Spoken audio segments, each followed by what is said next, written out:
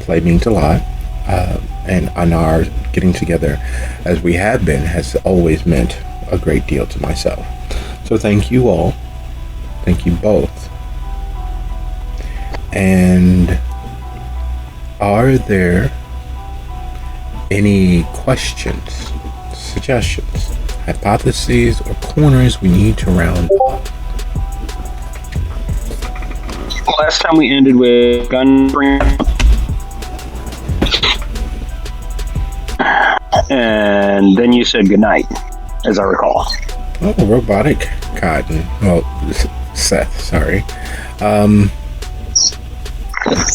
Yes, there are cops in the tunnel. Muzan found them in his quick, hurried, focused searching of the tunnels. He heard their sound. He heard the mobiles that they carry. He heard their footsteps, and he heard the, oh my God, what the fuck is that? Which is the usual response to someone's first foray into the honeycomb hideout that are the tunnels beneath the Pisketeers, the passive egress for the notable personages to avoid TMZ and all of the other paparazzi who hound their steps, even local paparazzi and local celebrities. Those who have been given membership or at least knowledge of the Pisketeers. This is officially the feel of thieves having full reign in the temple.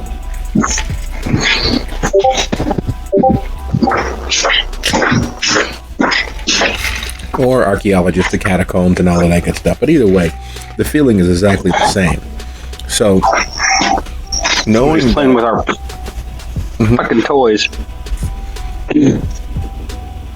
And so Muzan ran into the police downstairs in the basement. Everyone was there the gun? The gunshot we heard was from the direction Muzan traveled, while I was making everybody else go the other way into a room. I think is where we left it. All right. So. Oh, there you are. Everyone, all of the PCs, NPCs, SPCs, and all those beautiful myriad characters of every facet in between are actually in the Pisketeers. So, to dispel a little misgiving as to what the Pisketeers is, if you ask the locals who are of no significant social standing, they don't have money, they don't have fame, they don't have power, they are literally the workaday schlubs, slebs, and schmoes who go about their lives. And for them, the Pisketeers is a neighborhood hole in the wall sports speakeasy club that is actually just a bar where they can feel comfortable after a day's labor or at the beginning of a night's labor. For those who are not aware what the Pisketeers actually is, it is a neighborhood bar with a focus on fishing. It's what everyone believes, what all the locals believe, and most of the staff believe that's what the Pisketeers is. The Pisketeers actually is and has a history stretching back to just before Prohibition. It has a notable reputation among the south suburbs of Chicago as the place to go for the illicit. You can meet the best quality drug dealers, you can meet the best quality news reporters and hounds, you can meet the best quality ne'er-do-well, the gang members who have the connotation of being mafiosos. You can meet local rock stars, bands that travel all over the multi-Midwest state area with some acclaim behind their names. Some even national acts have visited the actual Pisketeers. Now, the actual Pisketeers, the speakeasy portion that goes back to Prohibition, is in fact the basement of the space.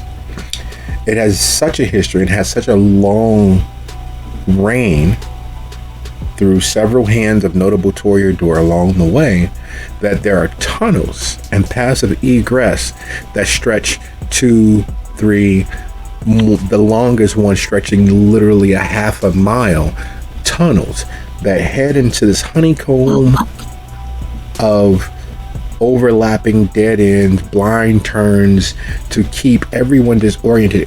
The path that you're shown on the way into the Pisketeers, if you're granted access through one of these tunnels, is the path that you will always travel, because all of the others could lead you literally into Narnia. The Pisketeers is a safety and a sanctuary free of all of the moral and ethical connotations that most average persons give away like Tic Tacs. It is a place where those with power are able to indulge in their greatest, darkest vices, be that just illicit drugs or cheating on their spouse or cheating with their spouse or engaging in less than socially acceptable, romantically facaded lasciviousness. It is a fetish club in everything but actual name. Whether your vice is men, women, men who were women, women who were men, anything that is acceptable for mature, legal-aged adults that may have a social stigma is allowed in the Pisketeers. There are suites, not just the rooms that the coterie hold, but actual suites designed for all measure of pleasure, pain, and the many steps in between. It is a sanctuary to flesh in the most tactful, tasteful way possible. It is the dark where things happen. Hence the reason why, under the hands of several notable toreador, it was used as a donor club. It attracted certain higher caliber blood freaks, at least initially, and now in the last few years, the last few decades, has become a place where you can, if you are properly introduced and plugged into the Pisketeers as a kindred, you could show up, find a date, feed, all within the safety of knowing, so long as you control and comport yourself and pay your dues, there won't be any fallout. Even if you make a mistake and accidentally kill one of these workers, you make your payments, you make restitution, and no harm, no foul. But because the supply is such a rarefied thing, and that it is such a small stream into the south suburbs, membership has its privileges. Most kindred, the rank and file that flow through and live in the south suburbs, don't actually know fully what the Pisketeers is. Those of power do. Dusty Ball does, Blakeney does, Naomi does, the former Dom did and does. The people in power know what it is, know what it does. And up until recently, there has been a level of protection granted to it because it provided a service, it provided a place, it provided something ineffable in the ability to show up, be as monstrous as you would like, with all due respect to your boundaries and surroundings, and leave still able to enjoy the rest of your immortality. And with all of that history, with all of that potential power sitting there, Word has spread that it is, in fact, you keep what you kill. Word has spread because the Rosie relocated across the reservoir from the Piscateers, forming an entertainment center, both locally and pseudo-locally, throughout the various burbs in Thornton Township. Word was spreading. And wherever there are people, wherever people congregate in large numbers, it becomes valuable, far more valuable to the kindred than most of the money in the world.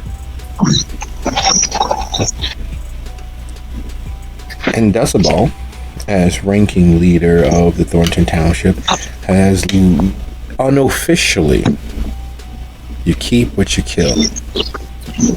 That is some of the most dangerous things that could be said toward another kindred's domain. It literally is a test, a gauntlet. If the senator is unable to hold her territory, then, well, she couldn't keep what she killed. She couldn't even kill it, now could she? If she is taxed to the limit of her resources and needs assistance, that has its benefits. If she loses her domain to some other hungrier, wilier, stronger kindred, that has benefits. If the coterie is no longer in a position of power and need assistance, well, that has benefits. And if they don't, and they exert all of their energies, all of their time, all of their attention to solely playing castles or keep away, that has benefits as well. What does not have benefit? The coterie has a gaggle of drunk, high, adrenaline hazed humans corralled into a room with Seth guarding the door. The coterie has in their tunnels, in their path, their Rubicon of keeping away all of the stragglers, all the ne'er-do-wells, people of official status as police officers beginning to move into the tunnels. The coterie has raised absolute god-awful hell in the Rosie, the newest, hottest attraction directly across the reservoir, connected to the Piscateers by tunnels. The coterie has a lot. And with that in mind, I'd like to say that this is officially In the Shadow of the White City, Season 6, Episode 6, Planets Crawling Underfoot. So, with all of that sitting there before us, how would you all like to proceed? Alphabetically or anti-alphabetical?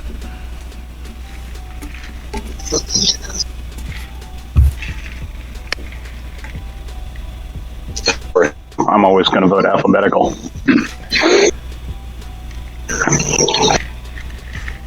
Just to be contrary, I'll vote anti-alphabetical. One and one. 2 votes to go. I'm fine with alphabetical. 2-1. And 3-1.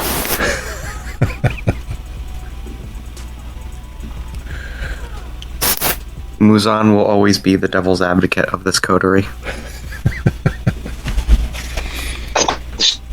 You're the boss first. all right. Well, that in fact settles that. Zach, in the last 6 months,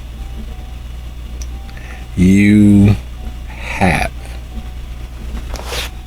been exposed to the wider political world of the kindred that have been all around you and kept away because Drew loved you so possessively much that he purposefully built in a weakness towards all of that.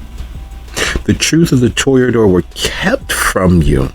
The Toreador of the Midwest and the Toreador of the world are very much not what anyone expects them to be. They are the longest, most successful, and still hidden espionage agency in the world. They secretly, through their machinations, make, break, and destroy leaders.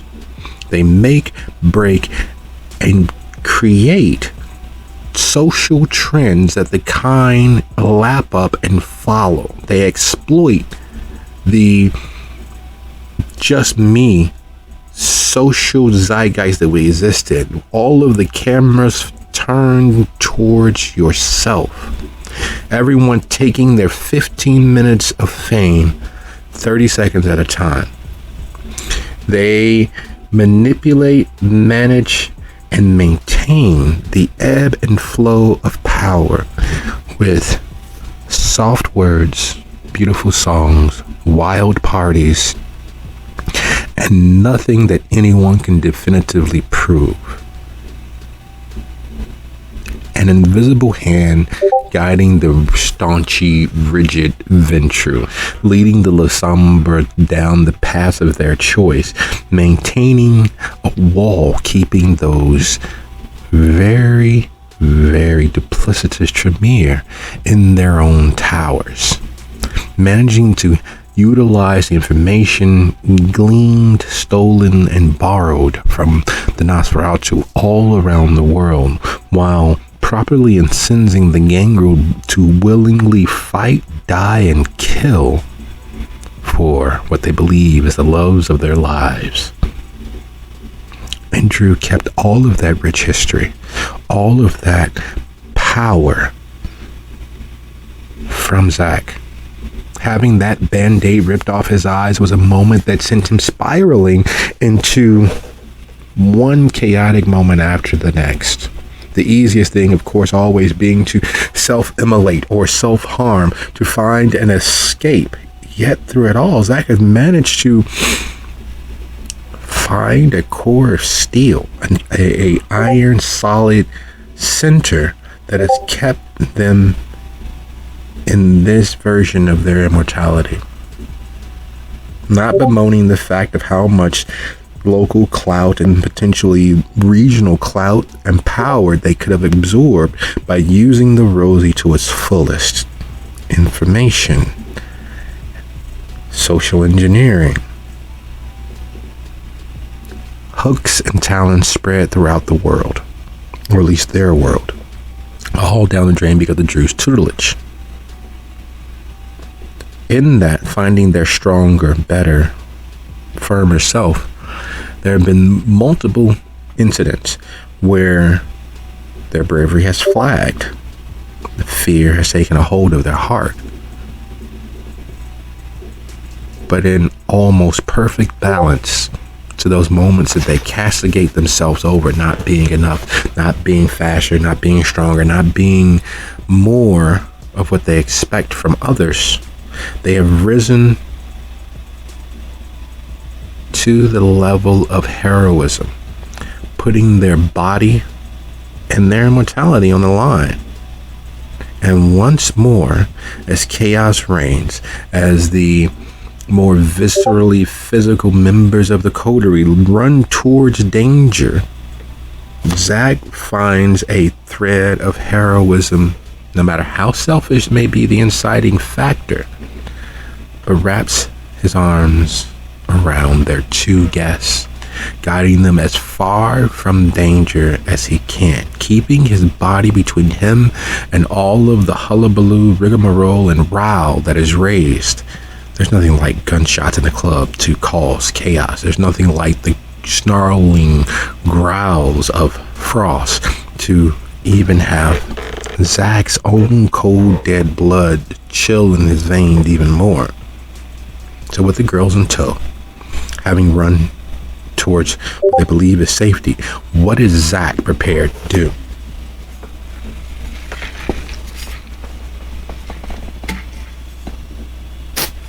Well, Zach's focused on getting the girls to safety and then deciding what to do from there. And I assume the girls are already in a safe place? Yes, Zach, having shielded them, kept most of their view and vantage of what was actually happening. Not that they're not in the know for certain things, but witnessing violence at the behest of others who are not in your control, who are not someone you know, is a shocking and traumatic thing for everyone, for every being. Getting them into the room, which unfortunately for Zach and which unfortunately for girls happens to be the same place where Seth has corralled the would-be onslaughters, the would-be attackers, the would-be drunken wild children, because that's what they are. Despite all of the bristling and posturing, at the end of the day, after it's all said and done, they are mentally enfeebled, immature individuals. They are children who only give into their own vices and feelings and emotions and rages. And that's what set them off to begin with. Their friend was told no. Their friend didn't know what the Pisketeers was. Their friend, their leader, their fallen comrade, just as much as them, was a child. And she initiated something that cannot be taken back. A few of them are still blood covered. They're asking about their friend Sebastian. She was with them. What happened? And Seth is, strangely enough, very officious. If you didn't know Seth, you would swear that he is some field commander for some police department. He clearly has men and women at his beck and call and is accustomed to authority. Seeing him in this light, as ghastly as he is, as wan and pale as he is superficially frightening for Zach. But Zach, being in a world of emotions as they typically are, absorbing the world through their emotions and channeling themselves out into the world through their emotions, there is a thread between them and Seth, and they can feel,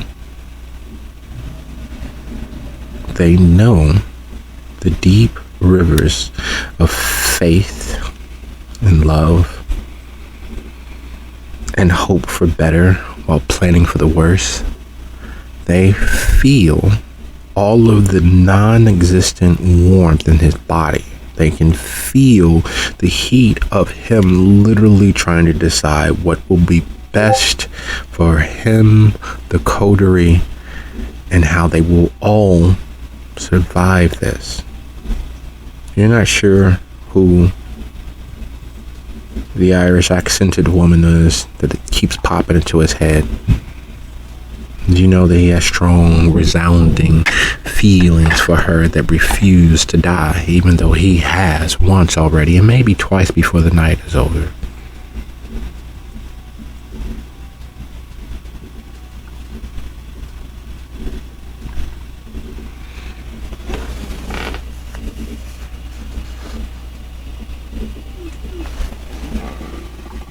And yes, that means Zach and Seth are in the same room.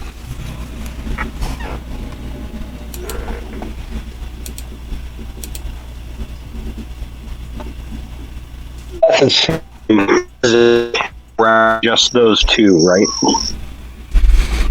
You broke up a little bit. Closer to Seth saw Zach specifically corralling just those two. Yes, he's keeping Faye and Stella safe from all of the chaos, all of the violence. And Seth has his own problems. As Zach approaches the room that Seth was ordered by Dia to corral everyone into, he surreptitiously points her to his own room, waving him off to take the two that he's protecting to the other room, because the unfortunate truth is the room that Seth is using is not for those that are seeking safety. It is very probable that the people in that room will not be safe at all. So he tries to redirect Zach with his two hangers-on to Seth's own room, but maintaining getting people into the storage closet. As soon as the last of the drunken idiots, the Yahoo Brigade, is put away safely, he's going to lean his head into the door frame and say, "Everybody, stay down. We have an active shooter situation." Because, God love American media, that's going to mean something to people.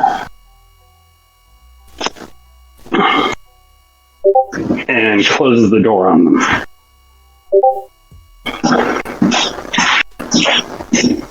At this point, he's done what he was commanded to do, and now he's looking for the next problem.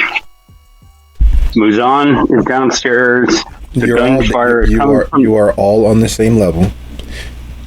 Getting anyone upstairs into the locally understood version of Pisketeers would be almost impossible, and a good way to make sure that the Pisketeers is literally turned inside out. So everyone's in the actual Pisketeers, not what it is believed to be. Everyone's on that bottom speakeasy central floor with the rooms and tunnels off of it. The safest, most secure place, unfortunately, is also the easiest to corral people into and keep them from being able to leave. Unless, of course, you use your bankhead, which is not bulletproof, which is not bat-proof. It is a secret alcove for you all to watch the Pisketeers in action and motion. However, it is not safe, nor is it secure, nor can it easily be held.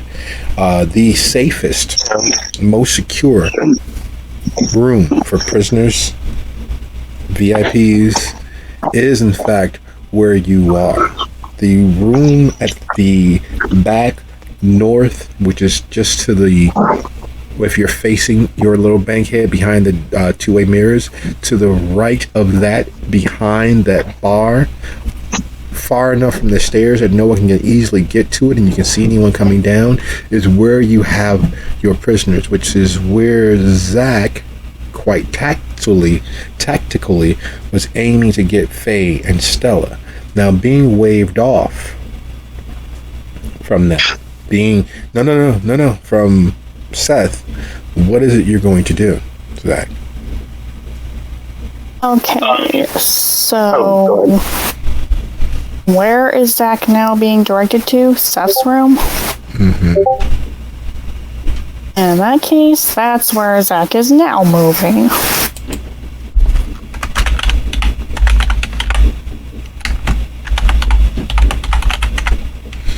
Okay. So back into the maelstrom of bodies, hiding, ducking, dodging, trying to flee from the chaos into the relatively open space, keeping low, arms crouched wrapped around them. You are able to witness Dia in action. Muzan, we're going to skip you for a hot second because you are actually in the tunnels, having used your skills to go and scout and find that is in fact an incursion from the Rosy beginning, which is where these numb nuts and numbskulls that started this moment began.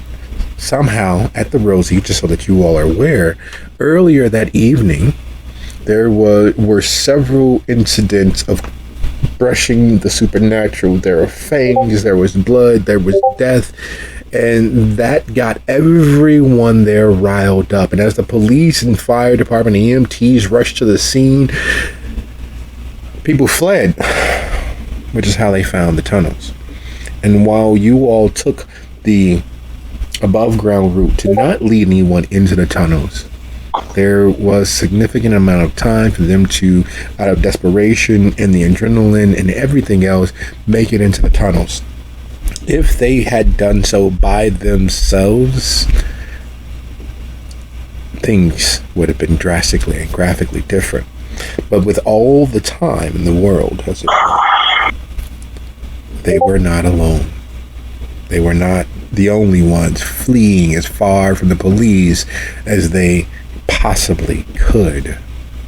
Muzan, hearing the police and knowing the police and their investigators are moving through the tunnels, knows that it will take a little bit of time, no matter what. He has time, he has opportunity, but he also has, unfortunately for him, vampiric senses. So blood stands out over mold and must and wet.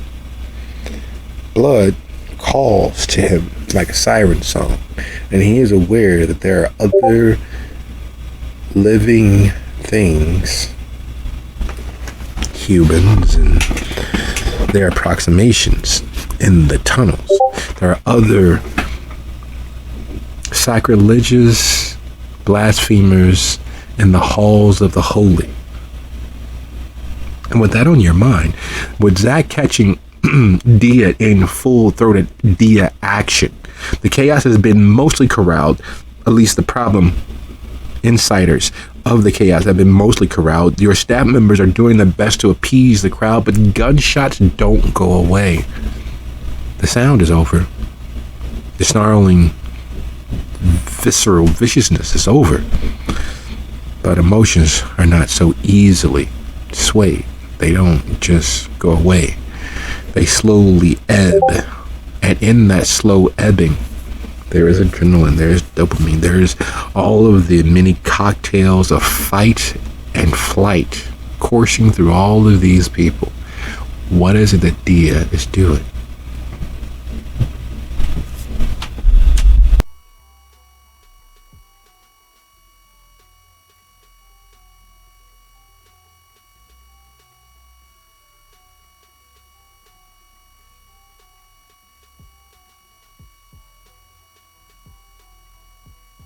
You threw a BRB into channel, just so you know. I don't know if she's back yet. Yep, just saw that. Welcome back. So in the midst of all this chaos, with Zach catching sight of Zach, Faye, and Stella, what is it that Dia's doing? The adrenaline is still pumping. The people are still being people. But what is it that Dia is doing? Dia is going to try to put on her best hostess face and kind of calm down. Knowing that calm can be read and understood, and maybe it will calm the rest of the patrons down while she goes handle she has to handle. So, raising her voice to be heard among then, I apologize entirely, people. People got a little bit rowdy, and it will be hard. Please stay, drink. You will all be comped for the evening. You do not have to pay anything. Stay and enjoy yourselves, please. Again, I humbly apologize. I have to step away for a moment. Thank you. And then she will make her way. In trying to calm the crowd enough to get them to stay, and while offering a free tab does wonders, is Dia doing anything more than speaking? Let me see what I got for that, because I might just have something.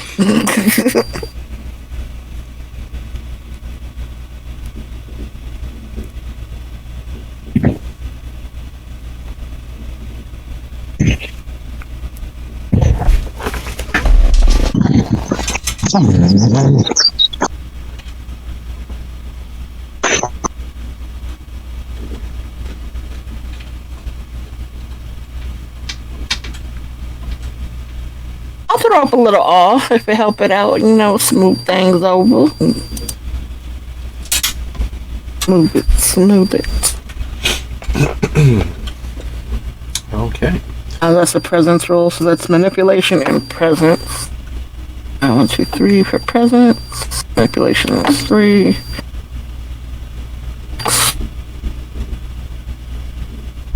Where am I at?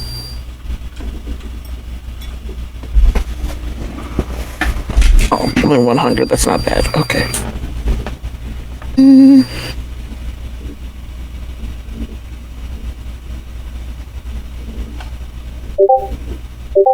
Not bad. It's just a little boosty boost.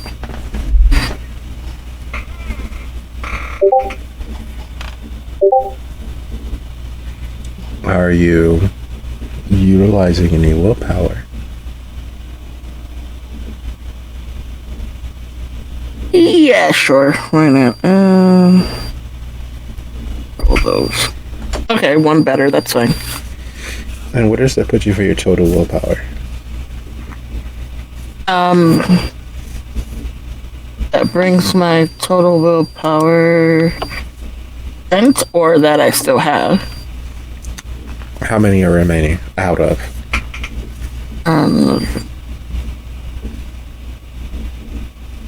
I've used 2 tonight, so that leaves me 3.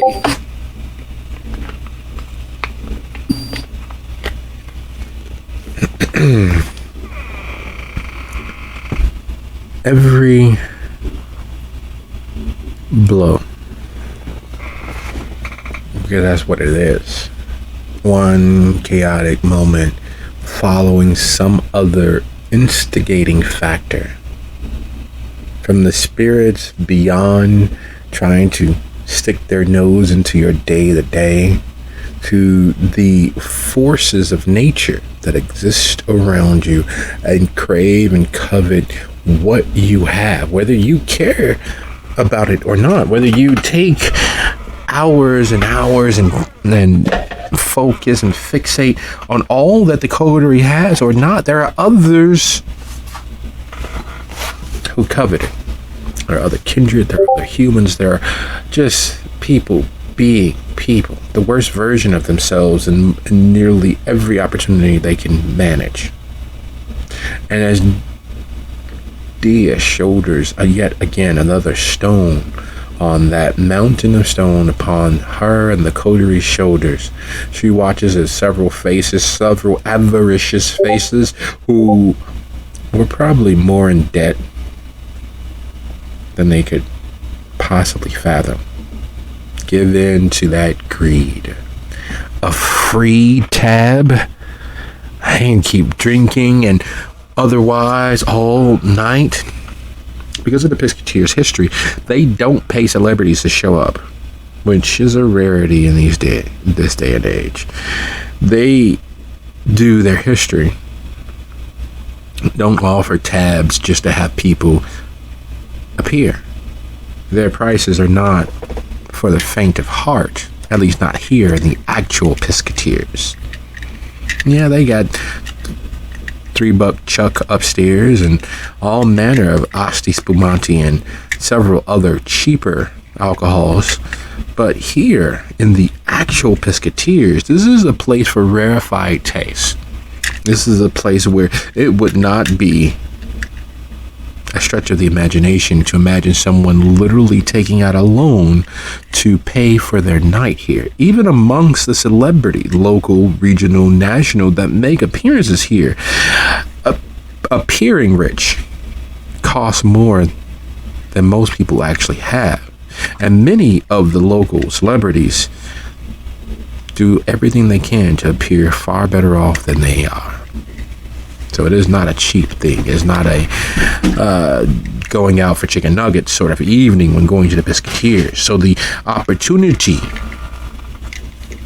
that Dia has presented causes an inward groan of the businesswoman that she keeps well hidden beneath her seeming. A night's business up in smoke. Gone. And speaking of gone, As Dia leaves the center of attention, catching sight of Zach and catching sight of knowing approximately where Seth is, due its tactical, strategic location, the most secure place, considering that the Piscator doesn't actually have cages. That sort of slave play was never anything on Nicole's plate, never anything on Von Evans' plate, and most assuredly never anything on Dia's plate. So no actual cages. There are a few suites which have a pillory which can be easily presented as inescapable, but the truth of the matter is, it is all illusion. But there are certain illusions that can't be unseen with actual cages, with actual manacles, with actual tools of enslavement. So those things have not been allowed in the Biscuiteers. But there are places that are considerably more secure. There's places that only have one egress in and out that are able to be maintained and do have a nice visible line of sight. So knowing what she was asking, she knows approximately where Seth is. And as she heads in that direction, once more into the breach, friends, once more into the breach. Muzan, would you be so kind as to go ahead and roll your wits plus awareness? Each success will provide you with a clearer understanding as to how many other voices and people are down here in the honeycomb.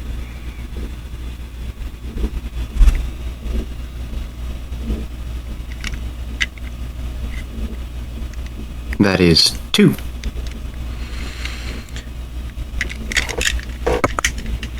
Pausing, listening, stretching his senses.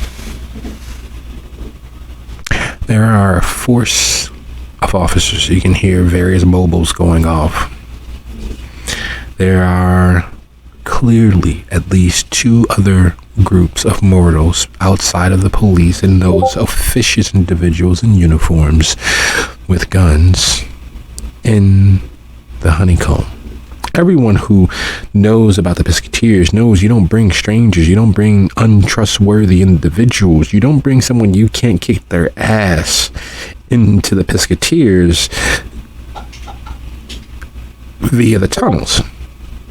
You bring them in through the street side. You find a way and a timing when most people are otherwise busy, and you take that blind corner, which seems like a dead end, down the stairs into the Piscateers. You never come into the honeycomb. The people who are taught and are led into the honeycomb have a path that they travel. They don't get lost because there's only one thing to do: stay on the path that you were shown, because otherwise you will be down here for hours. And while it is not a straight shot from the Piscateers to the Rosie, with enough time, with enough light, with enough resources, there is no way that anyone who enters from one side of the tunnel would not reach the opposite side. So, 3 directions, 3 sounds, 3 scents, one of which is laden with blood. Which does Muzan choose? I'm sorry, what was that last part? Which of the 3 does he choose? The police or one of the other gaggles of persons?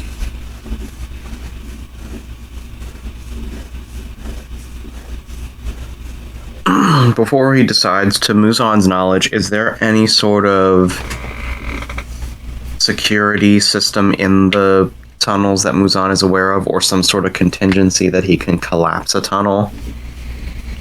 With his strength, he is sure that he can bring the roof down on someone, but it is not designed for that because no one is supposed to know. And no one outside of the regulars have been exposed to the honeycomb going back to 1926.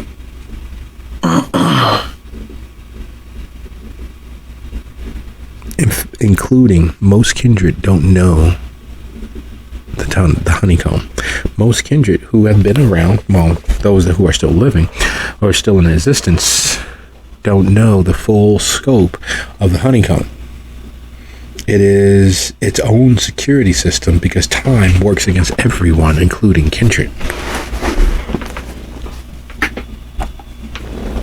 Okay.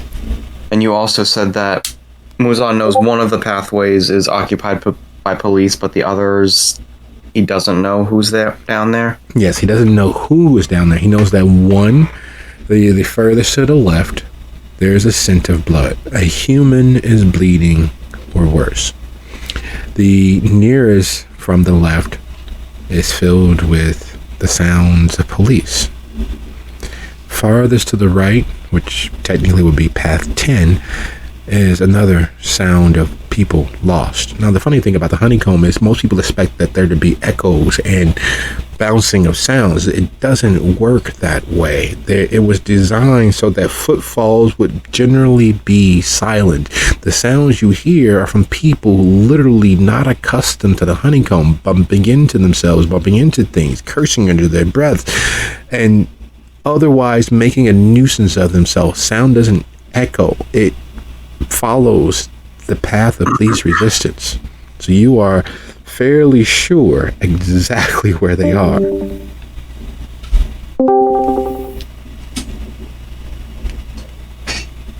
Okay. I'd like to say that Muzan is going to go towards the direction of the police. He has a plan in mind. It's basically lure the police over to one of the other two scents that he smells, or one of the other two groups of people there, and frame them for the gunshot by taking his victim's gun and tossing it to one of them as he runs past them, leading the police to them.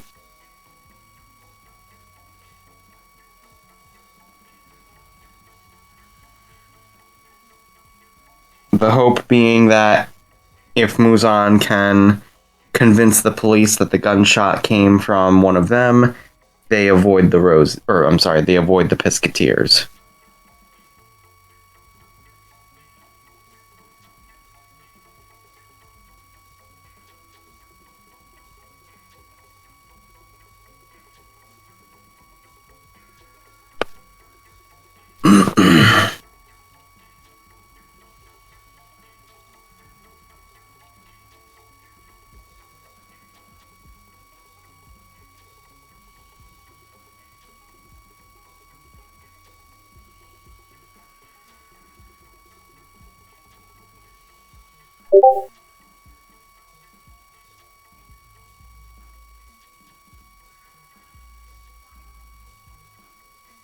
That is quite the plan, quite the play, quite the list of activities. So, if you'd be so kind, I'm going to say it out loud, but I also sent it to you there in the dice channel. You're going to have to roll 3 times for me. First is manipulation plus stealth. Second is wits plus stealth. And lastly, but not least, is athletics plus stealth. Now, of course, one of the things that you won't be rolling would be your dexterity, which is what's going to be factored in as a halfway point for those who are acting against you. So give it a roll. Let's see what we get. And does Muzan's proficiency in ambushes count for any of these, or no? In the athletics plus stealth, it does. Okay.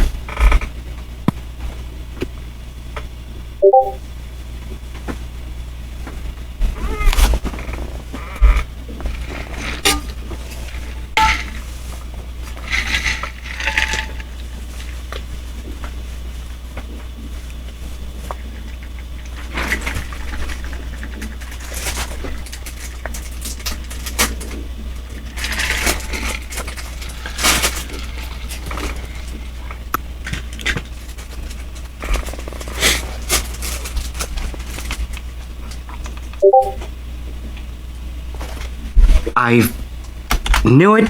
I knew that the biggest dice pool would be the lowest result. I'm going to use willpower. Excellent call. Let's see what that... Aha!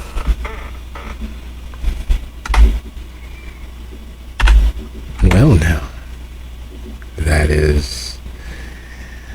Well, that is fate clearly likes Muzan today. How wily are the officers?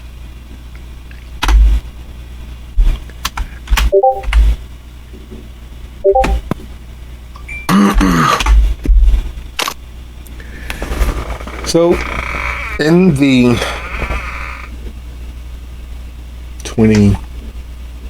25 minutes of prowling one blind corner to the next, making just enough noise to get the police interested, to get them hounding and safely chasing behind you. It is clear that these officers have seen one too many movie. Guns are out, flashlights are on. Mind you, the tunnel is lit. It's not bright, but it is lit bright enough for you to see where you're going.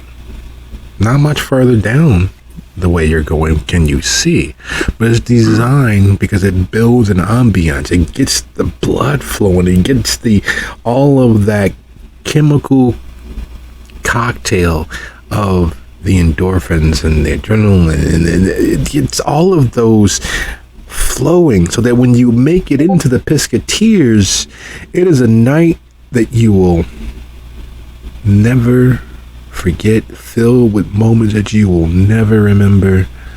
In other words, the best night of your life each and every time you come there. There's always something exciting. There's always something titillating. There's always something that you cannot find anywhere else. And it's because of the build-up. And the police officers giving over to the feeling of being somewhere dark and alone, that feeling of knowing that out there in the dark is some bad guy who has done something that deserves their attention.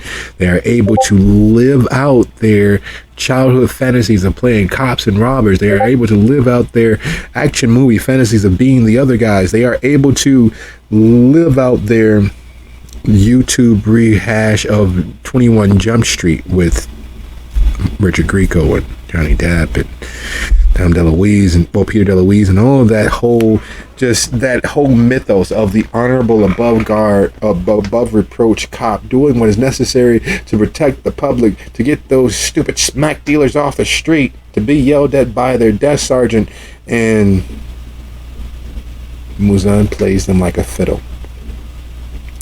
He plays them like Nero with a city burning behind him. He uses every dirty trick and tactic that one can when playing on someone else's emotions in the moment of being alone in the dark against them. Their flashlights catch sight of something moving, something dark, and they follow. They hear footsteps when they can't normally even hear their own. Then they hear voices, and then they hear, "Oh my God!" and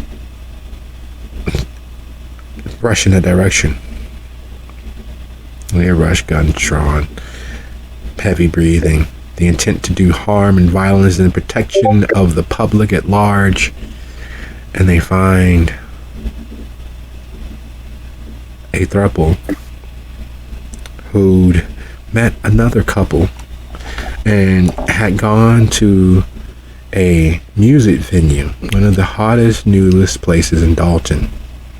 It's not easy to get to. It's down a long, winding road around a reservoir into the back of beyond. You gotta drive through these fields of tall grass, tall enough that it reaches the average person's chest height.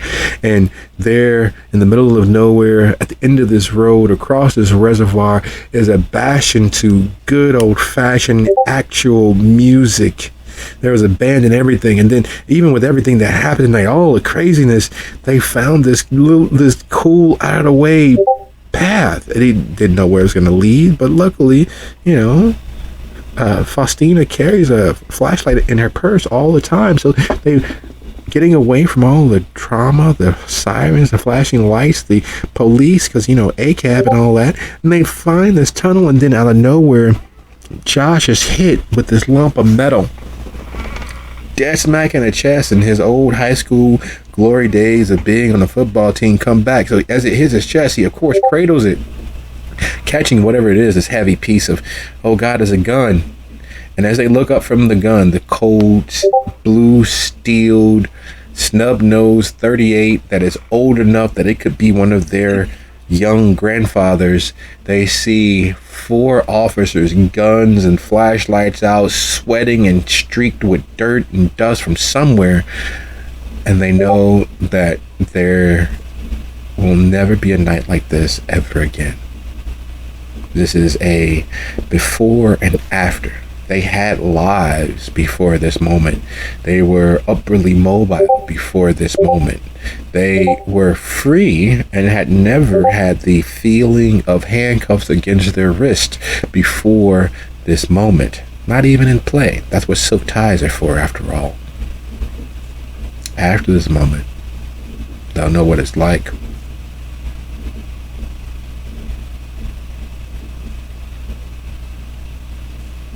And as Muzan flees through the honeycomb, rounding another blind corner, ducking a pipe that most people don't see until it's too late, slipping across a puddle of water without making nary a sound, as he hears the exchange, the yelling, the "put it down, put it the fuck down," blah, blah, and all of that, and the screams and the "oh my god, it's not what you think," and the chaos. That sounds all too familiar. Sounds all too situation normal.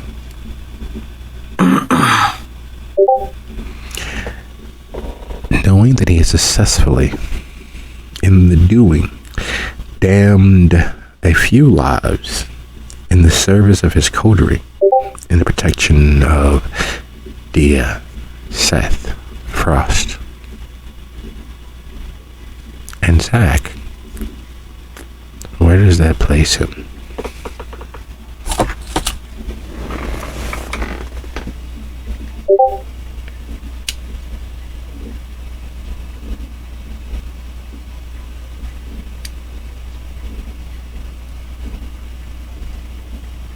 Just to make sure, now that the have been successfully led astray, from one source to the other, Muzan's going to take a little bit of time to investigate that third source of smell, the one that was bleeding out.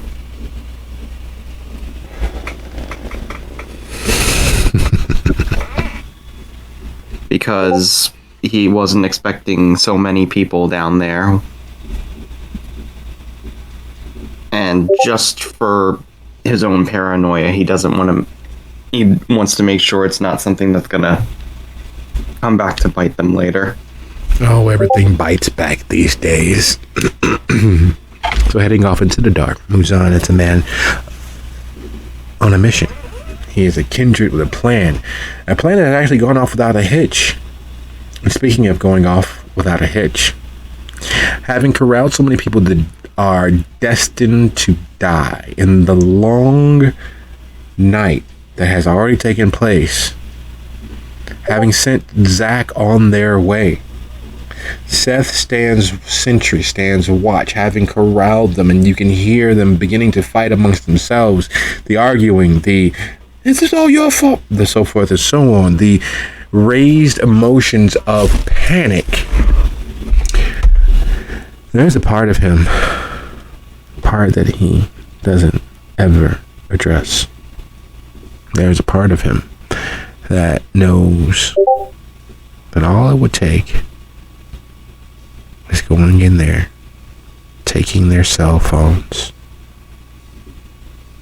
and no one and nothing would be able to find them again.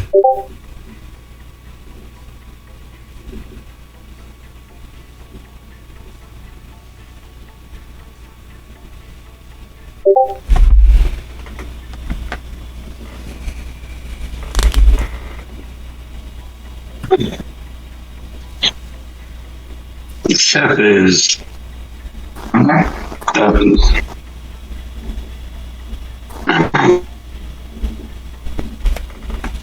by the emergence of the Karen-Kevin dynamic that is happening inside the safety room.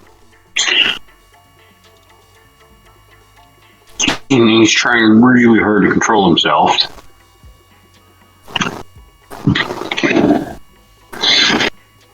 But yes, it would just take one grenade to silence them all. Or one flashbang to quiet them all. And he's having a hard time deciding which one he prefers.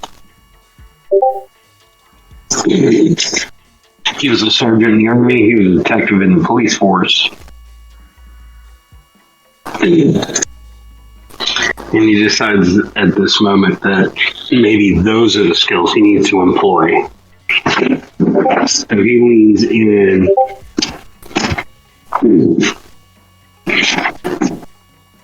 and informs the mass of kine that are trapped within the room of safety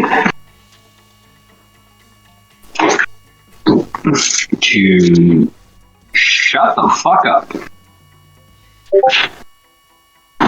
And he is unblushed, carrying a gun, and staring hard at these people. Would you be so kind as to go ahead and roll your charisma plus intimidation? Charisma. Son of a bitch. Why charisma? I don't make charisma characters, goddammit. Because he's being blatant. He's not manipulating anything. He is a being bent on violent ends. He is a monster in the flesh. Only a fool or the overly polite individual would consider him anything remotely living. There's nothing hidden. There's no agenda. There's nothing he's using except for his presence. Do I get any kind of bonus for being unblushed or... Only to break in the masquerade. Don't worry about that. We'll deal with that later. No, I'm not worried about breaking the masquerade at this point. I'm worried about intimidating them. Let's see. Intimidation. I have a specialty in interrogation. That doesn't apply.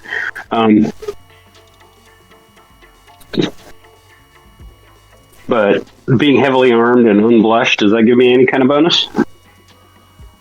Not to you, Dyro. Make it happen. 10 plus charisma. Oh, that hurts.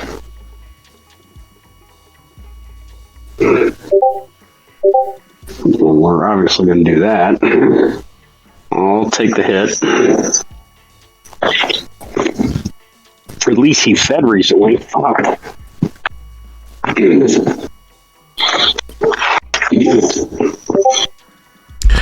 And for the record, where does that leave his willpower?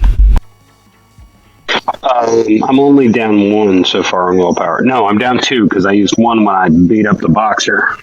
So I'm down 2. Unfortunately, my laptop is not working currently. Seth's willpower is 5, so his willpower is currently at 3. Oh, yes, the lovely weight of expectations and standards of one's own creation. Moving into the room like the specter of death that he is. There are several things that happen. Everyone believes when the shit hits the fan that you have just the right size umbrella to keep it from besmirching everything else about you.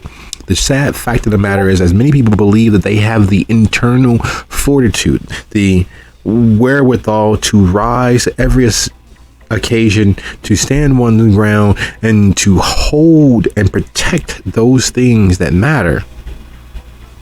Everyone believes that they will be that lone hero, that voice in the crowd that will rally the people against the greatest evil that they have seen. Sadly,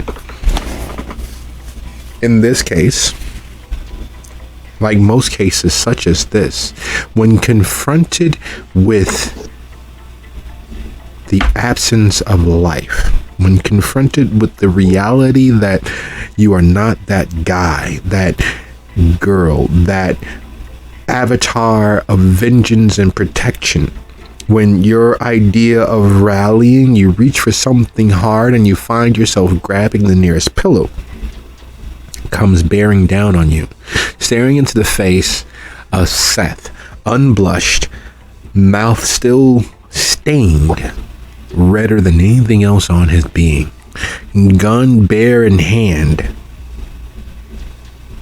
Every voice falters. The, hey man, fuck, because and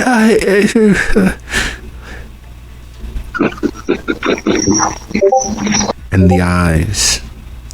There's a difference between respect and fear. And that difference is so paper thin that most don't know the difference between the two. It is very easy to assume that someone who's afraid is being respectful. They're silent, they're focused, and they're staring. But that difference is still there. And when you get accustomed to it, when you find what that difference is, how thin that onion skin between the two is, it's always there in the eyes. And unfortunately for Seth, his years of being an agent of the law, both legally and illegally, working both sides of the coin, as it were, does not grant him that insight. It is not often that he sees that level of respect that immediately cuts out all nonsense. He could have barked like a Rottweiler, had them stand at attention, and they would have. When he enters into the room, there is level of respect. That's where I lost you. Can you hear me? Seth? Can someone give Seth a mic check, see if he can hear any of us?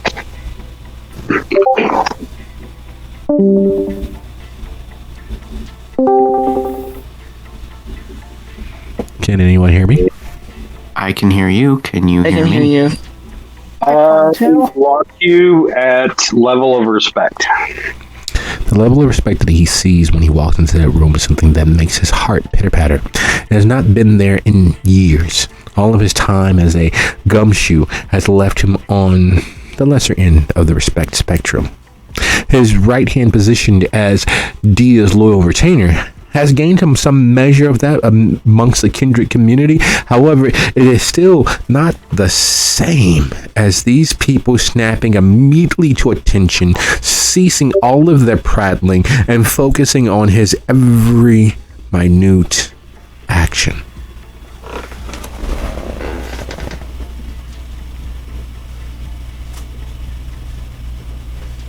Okay, people, we have a live shooter situation here. I need you guys to shut the fuck up. Boys on one side, girls on the other. Nobody yelling at each other. And for God's sake, if you brought your girlfriend, don't stand next to her right now. He's just trying to break up all of the fights that he envisions that might be happening in such a social situation. And if all the boys are on one side, he can kill them fast. So, bonus. Already envisioning the bloodletting, already tasting the few droplets that would splatter, already knowing how sweet this fear-tinged, adrenaline-based blood would taste. He's not sure how he knows that detail, how he can envision that with the hint of fear adding a sour, almost citrusy note to the blood, and the adrenaline adding a sweet pepper. He's not sure how he knows that, considering he has spent the last few decades drinking out of old dirty boots, effectively. But he knows it. He can feel it at the core of his being. And speaking of feeling at the core of his being, girls on one side, boys on the other, Zach makes it to Seth's room. Seth, would you be so kind as to describe your room to Zach, Faye, and Stella?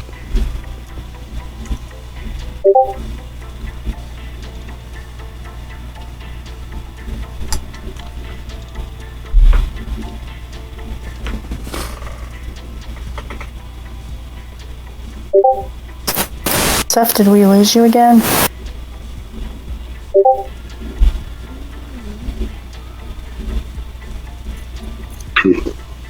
Can you hear me? Now we can. Okay. Seth's room is very utilitarian, almost Spartan, but not quite. His bed is made like hospital corner, tight sheets, tight blanket, made. He has a couple of dressers, but they're only half-height dressers. And the clothes within are folded perfectly and flattened. So maximum square footage usage is there. The decorations are a combination of movie posters from the 40s and police-related accolades. The closet itself, all of his suits are perfectly hanged, straight and narrow, and they're almost in a color spectrum, but the color spectrum is fairly limited from black to variations of gray. And he has one tie rack that has a lot of ties, but all of them are black, gray, green gray, or blue gray. Because, as Zach might have noticed over the years, Seth doesn't have a wide palette. The room is also smaller than most of the other rooms that people have chosen. Zach's room being the biggest. Dia's room, which Zach may have never seen, the second biggest. Muzan basically lives in a cave, but his room is basically tiny. It's 13 feet by 15 feet, including the closet and all the furniture. So there's not a lot of room to move around in.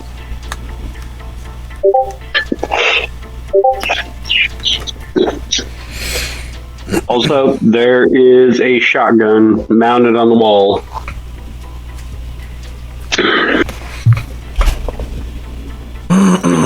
So it is no stretch of the imagination, Zach.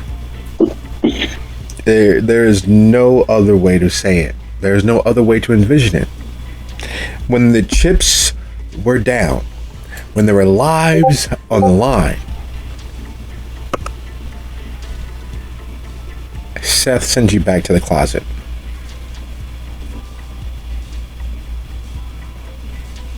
Ouch. You've seen more comfortable, lived-in spaces in hospital death wards. You've seen more liveliness and style in a prison. You've been more welcomed and felt more at home on podcasts about gas chambers. This is a place where style, substance, and life has gone to die. This is the end of the spectrum. This is the very far back of beyond of everything and anything that is remotely artistic, vibrant, alive. Zach, would you be so kind as to go and do me a favor, roll your resolve plus composure?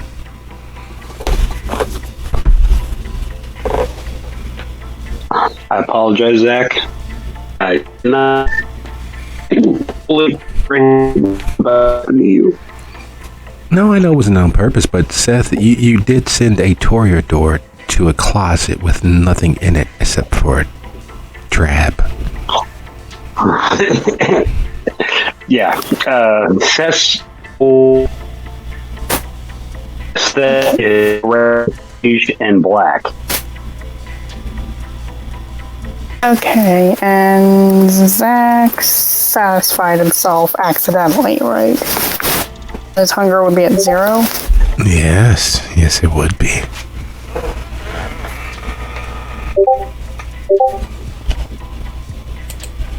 Oh, ouch. All right. Missed it by 1. There's a seldom aspect, a seldom activated aspect of most average toreadors. There is a threshold of how hideous and absent of artistic measure that they can tolerate. In his dress, in his ensemble, that's fine. You can not have to fixate. You don't have to stare at him. He doesn't have to always stay in your eye line. However, closing the door with you, Stella, and Faye inside, what little safety you have, you are immediately struck across the face with the banality therein. You feel the color of your world being drained away. Even the chaos of the shooting and the people being corralled and the screaming and the uproar and Dia reigning supreme, there was artistry, there was vibrancy, there was the chaos of life. And here,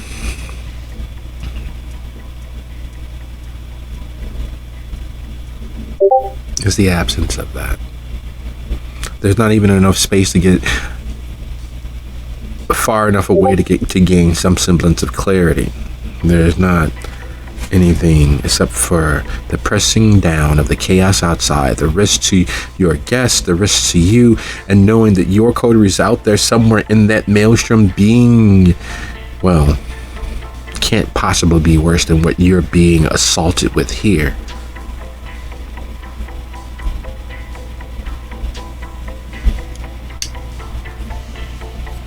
Zach takes a moment to chide himself for thinking such things. And he then turns towards Stella and Faye and asks if they're okay. What happened? Was that a wolf? No, that was the other guy. It was the hairy guy. No, I saw a wolf. You didn't see a wolf. You probably just smoked out. No, I was never that smoked out. Just like you keep saying that you didn't do it, but I swear to God, I remember seeing you looking like something out of Underworld, all leathered up, your hair pulled back in a ponytail. You say you don't have that outfit, and you keep saying that, but I swear to God, I remember seeing you in that outfit, all red, leathered up. She looked like the dominatrix's teacher, like the person that teaches people how to be doms. And I guess he's your cousin? No, he's not my cousin. That's Lucio's just bodyguard. Okay, fine, you say it, but have you seen the two of them standing next to each other? He looks like a wider, stronger version of Lucy. No, he doesn't. Yeah, he does. Arsenio looks nothing like my brother. Yeah, he does. He looks like your brother if he lived a hard life and put on, like, I don't know, 125 pounds of muscle. No, he doesn't. Yeah, he does. Hey, look, Zach. And with that, Faye pulls out her phone. And she starts cycling through pictures.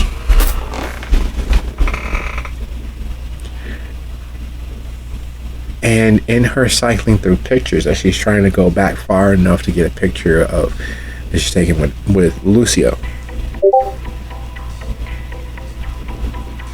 you see a face that you've seen at your club several times before. You see a face that doesn't really stand out on the average, just your average mildly attractive middle to early 20s woman. Dark brown hair, curly, wide, expressive eyes. But you've seen her at the Rosie. And you saw her at the Rosie tonight. Even with all of that chaos, you remember her face. You're not sure why you remembered her face, but then it begins to dawn on you. You remember her face because you always marked the kindred that entered into the Rosie.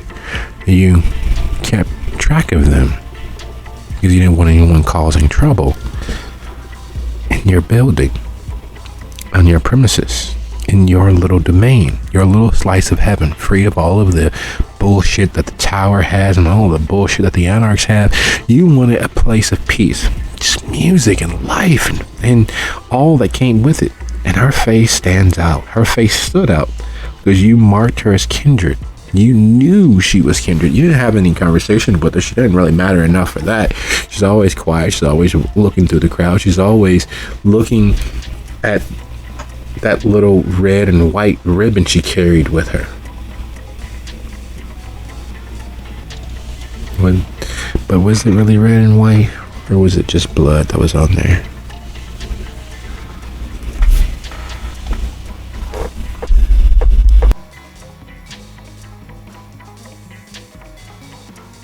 And when Zach sees that picture, he says, "Hold on, I've seen her before."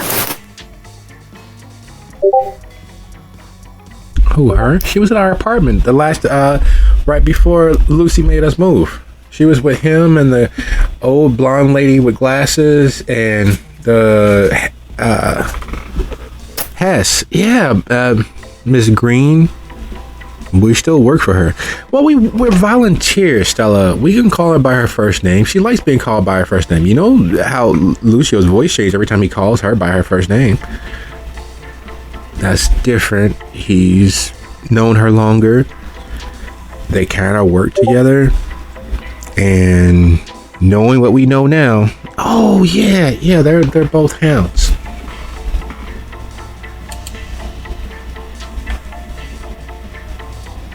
Which means that she's probably a hound too.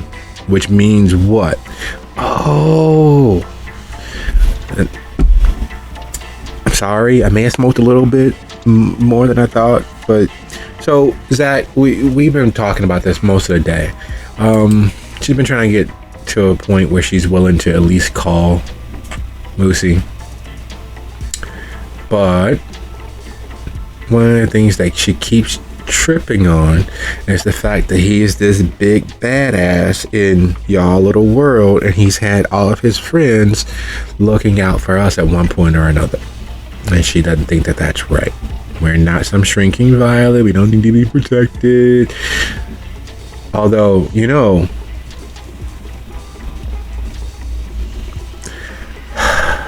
Faye, you can be Zach. What she's trying to say, she's trying to get you on her side of thinking that I shouldn't hold Lucy keeping any secrets from me against me, knowing what we now know about your world. She thinks that him and all of his co-workers, I suppose, keeping an eye on us is as close to protecting us as he could come. What do you think? Oh, I suppose now that it's just the three of us, I can tell you what I've been meaning to tell you. Perhaps that will provide an answer. And it's here when Zach dives into the story of Drew. I suspect by now you assume that I don't use my real name. Few among us do.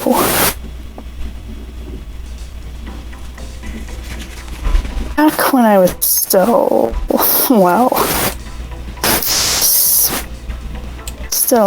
a lot more lively than I am now, that is when I met the man who made me who I am.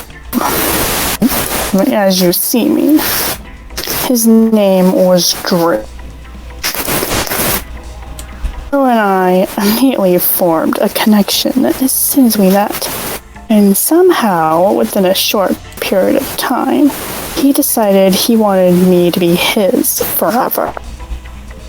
And in wanting that, he kept me in our own little corner of the universe, sheltered from all the less than tasteful aspects of our world. He thought he was doing me a favor. He thought he was protecting me. But as you can see, that is now doing a lot more harm than good.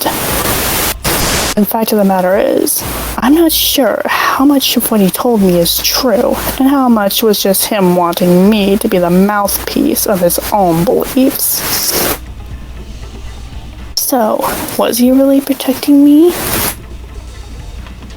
Well, in a sense, I suppose he was, but in another sense, I suppose he was also harming me. What do you think? Are these situations even remotely similar? Or is there a glaring difference? Face is down, her mouth open, and is unfortunately, Stella doesn't sit. She's not shocked. There's a brewing bit of anger there beneath the surface. Zach, having played people long enough, that is second nature. Zach, having been ensconced in the vicissitudes of human emotion, doesn't even need to pay detailed, focused attention to pick up on those threads in the both of them. That small, growing center of anger.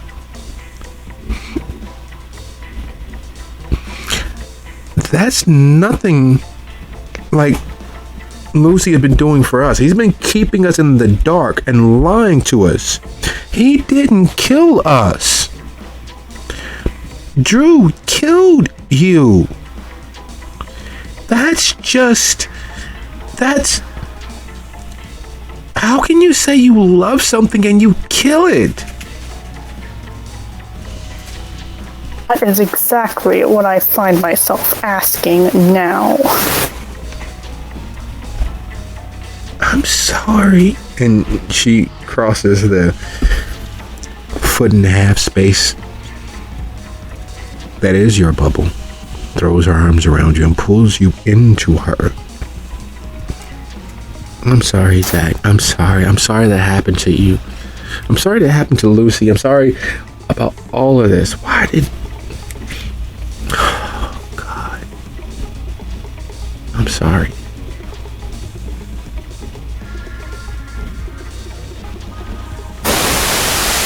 Despite how everything turned out, though, it did lead me to a few good things. For one thing, I've finally found my place to belong. I'm sure you've noticed how tight-knit the five of us are, despite our differences.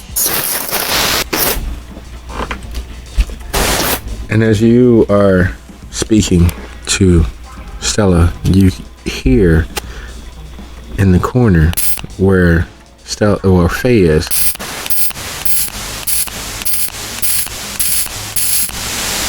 and you unwillingly but look over and you see her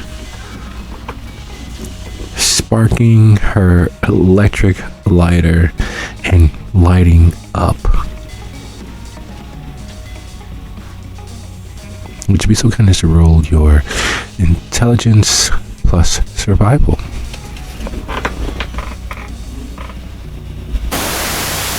Okay, intelligence plus survival.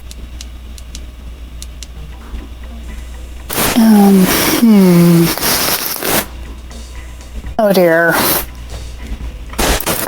Difficulty or just as high as I can? As high as you can. Oh dear.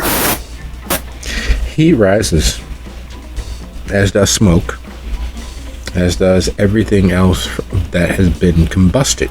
It rises. The wind naturally pulls it to the higher extreme. So, first floor to second floor, so forth and so on.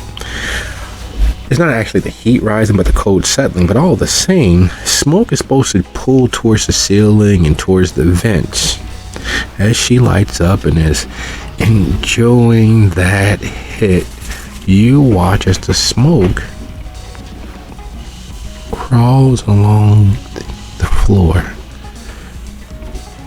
towards one of the half-height dressers right underneath, and keeps going.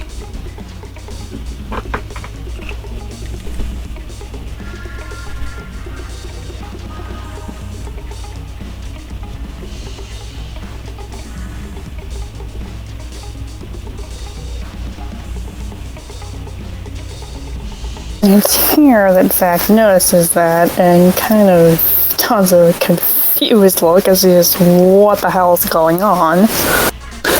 Why is the smoke doing that? And thinking of why is it the why of the thing?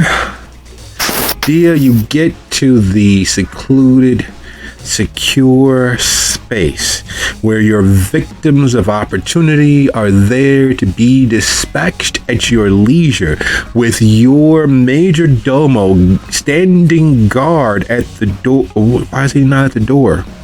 The door is slightly ajar, and inside is Seth in all of his fierce militaristic glory, his gun naked in his hand.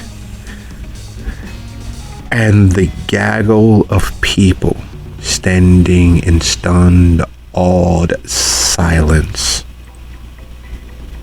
You're not sure whatever it was that he was saying, but whatever it was got their attention. Whatever he'd expressed hit its mark. And these poorly dressed, name brand thugs are standing at near attention. It is individuals like this who would have never made it past the neighborhood pub upstairs. It's people like this who believe that the image of wealth is all that it takes, not the management of one's money, not doing everything they can to have one's finances work for them. Each dollar in the bank is an employee that is supposed to go out and create more of its own kind. These sorts of people never understood nor understand that. They are what in another generation, or in another time, would be called the nouveau riche. They're nouveau riche because they'll never be owed money. Their funds, their finances, their families will never be bettered. The only thing these individuals will leave is debt.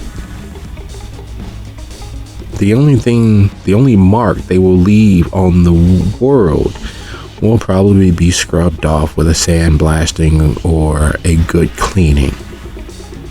These people lower the property value of your club by simply knowing that it exists.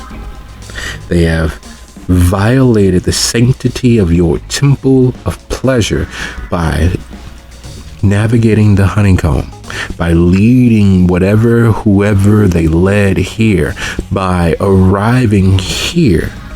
And in this day and age, you are sure that along their way, there were at least several hundred selfies taken, if not more action-packed self-flagellation. There's probably a TikTok. There was probably several YouTube moments. There were probably several Facebook Lives. There was a disruption of the sanctity and secrecy of your domain. And these ne'er-do-well children are the catalysts and harbingers for God knows what.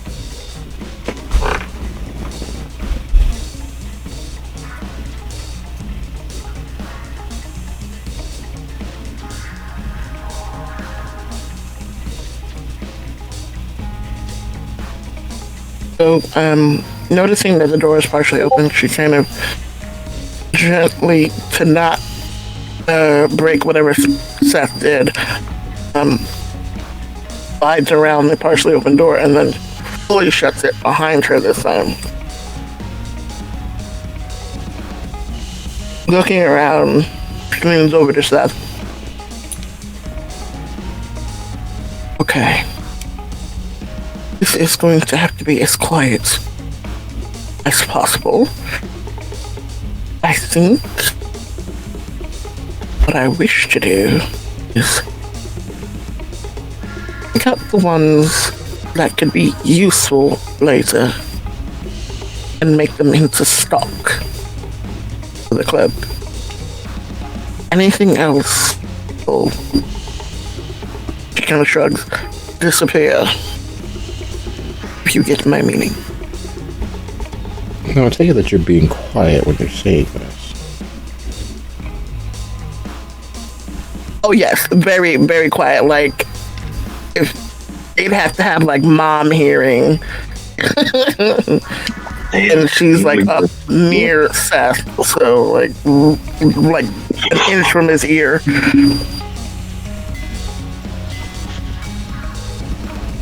Seth hears his boss telling him what needs to happen, and Seth, being who he is, he's like,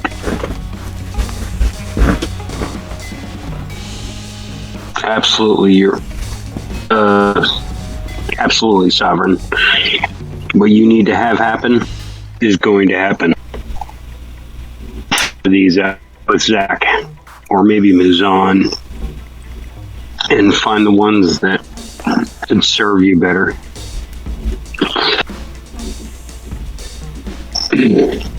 Knowing that she has a pretty discerning eye already, she just kind of looks over the group and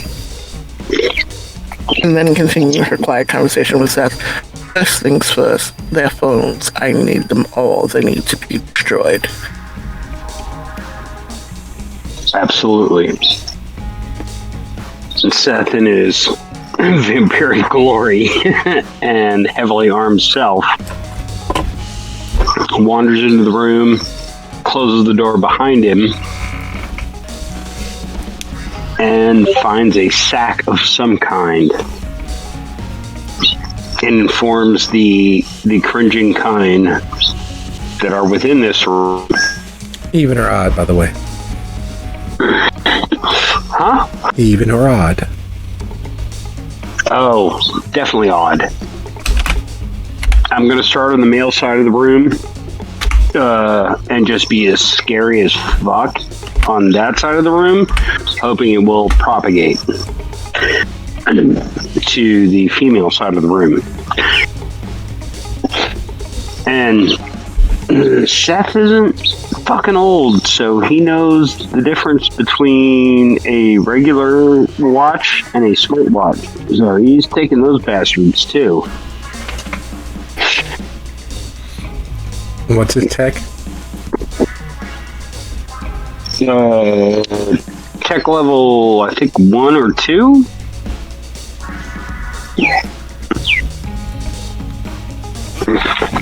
But anything that doesn't have like mechanical arms, he's just gonna fucking take it.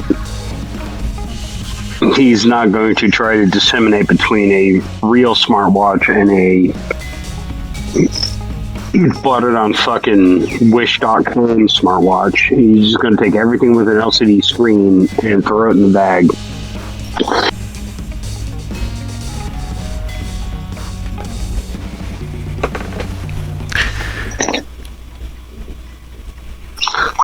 There is a deal watching it happen. You've never seen people killed so quickly, because that's literally what it is for them. Divesting them of their technology, divesting them of their phones, snatching watches off wrists, and otherwise. By the way, what is Dia's technology level at?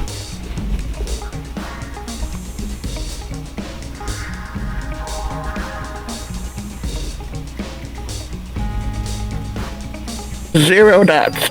Okay. So watching him divest them of their watches and their phones, you've never seen such a quick, efficient death. Because that's literally for them what Seth is doing. He's divesting them of themselves. He is taking from them something that they will never get back. And they are so petrified that the good common sense of the streets, of their mothers and fathers, of their schoolings, of all the movies, books, video games, and PDFs that they've read, escapes them. They go along like sheeps to the slaughter. They go along with the divestment of their identities, simply because they're told to. They are that afraid of him. And him bothering to get close enough to do so gives them every opportunity to take in just how wrong he actually is. There's no way for him to be alive and that pale. There's no way that that is makeup on his mouth. There is no way that that iron coppery scent wafting off of his breath is anything but actual blood. Any Kevins or Karens that try to do their thing? Seth immediately drops his fangs in their faces. Like he gets real up close to anybody who tries to bulk in any way, and he drops his fangs.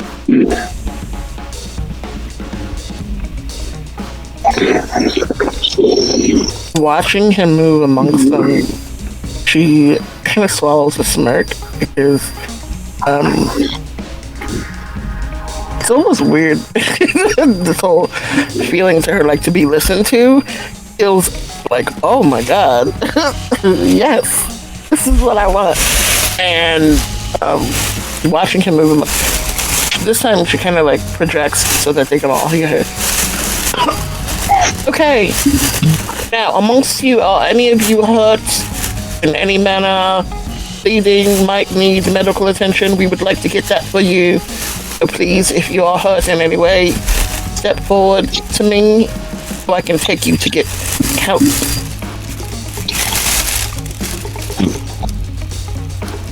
And as your voice carries through the room, not because there's any real hope that it elicits, not because it inspires a trustworthiness, but because you are the almost complete opposite of Seth, at least from a distance. In this moment, you are the beacon of hope. You are the thing that will help them with their hurts and their injuries. You will make it all better. Even if they don't believe it, they're selling it to themselves wholeheartedly. And speaking of open-hearted wounds and injuries, Muzan, the scent of blood should not be this strong.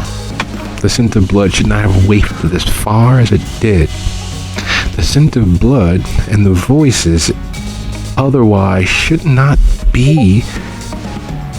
And as you close on that scent, as you stalk the shadows, growing closer to that source of such deliciousness, because even satiated, even with the beast quietly lolling in the back of your headspace, it's still, you can have another, it wouldn't be that bad. A little bit more is always a good thing. You never know when's the next time you're gonna have a bite. And it's sickly sweet. It's just before turning.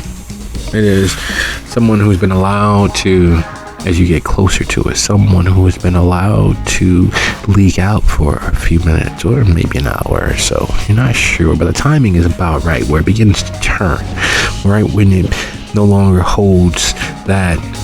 And as you sit there in the darkness, just ahead of you, just there around the corner to your right, you see the source. There is a person obfuscated in shadow, legs akimbo, resting against the floor, their back against the wall. It's clearly a stomach wound. And crouching not far from them is a person with a cell phone pointed towards the body. The person is dressed in blues and greens and the tactical sort of deep blue and green that is designed to make it seem more bristling and angry and yet stylish somehow.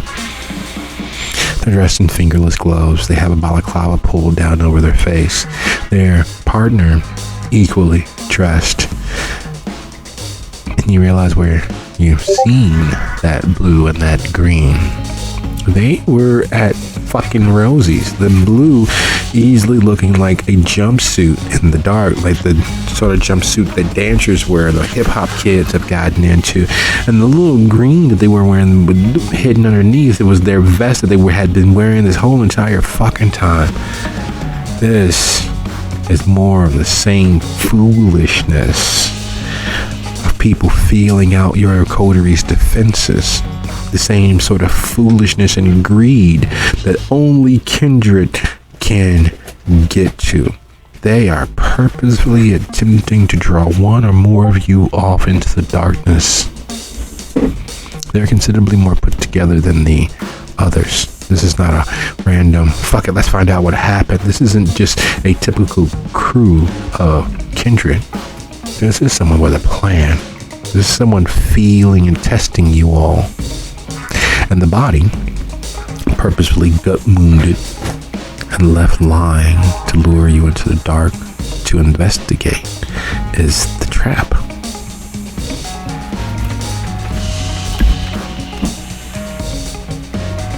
Muzan only sees these two people here. Yep, and the cell phone in their hand. The cell phone, which is purposely with the volume dialed nearly completely to its limit to create noise and further draw attention.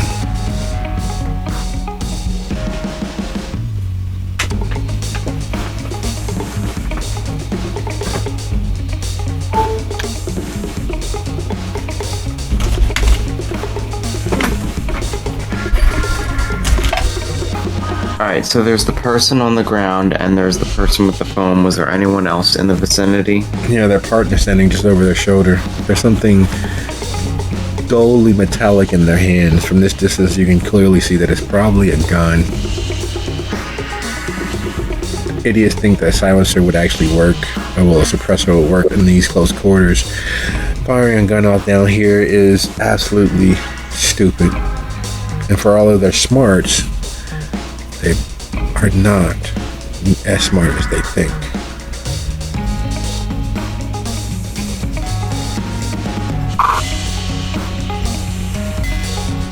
Muzan's starting to feel a little of that old feeling from before this current coterie. And he's gonna give in to it and teach them a lesson. So, step number 1.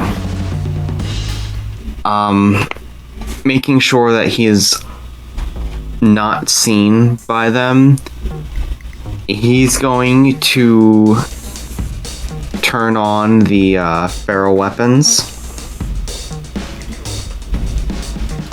Basically, crouching around the corner, making sure that they don't see him throwing these claws.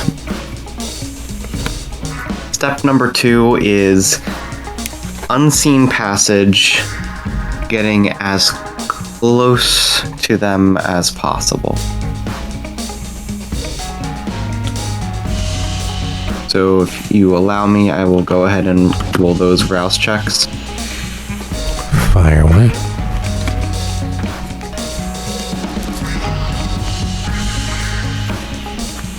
Oh, 3 hunger now. Oh no, 2 hunger, because I was at 0 before.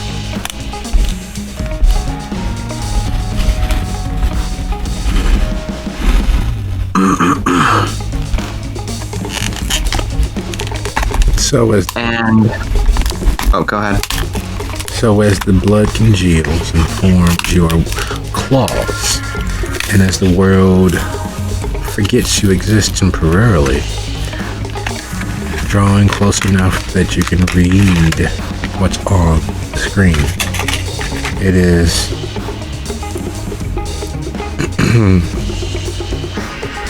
listed as Clyde Parolo's interrogation.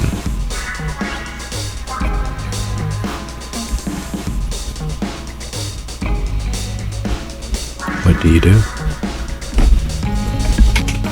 Does that name hold any significance for Muzan? No, some individual with a Latino accent prattling on. I don't know anything about Chinatown. We didn't do anything. I did, because you refused to not abuse someone's family. I told you I would do everything possible to stop you all from... And another voice interrupting. No, I don't respect your authority. You didn't respect my family. And it goes on and on.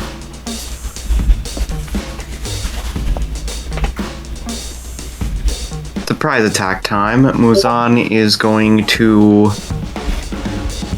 try and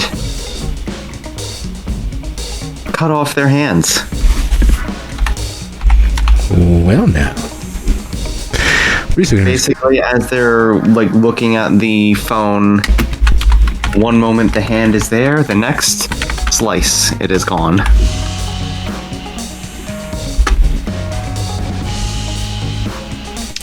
Alright, so normally your DC for a attack up from complete stealth would be 1. However, because it is a call strike, and it is a very cool one, your DC is 3. Roll your strength and brawl.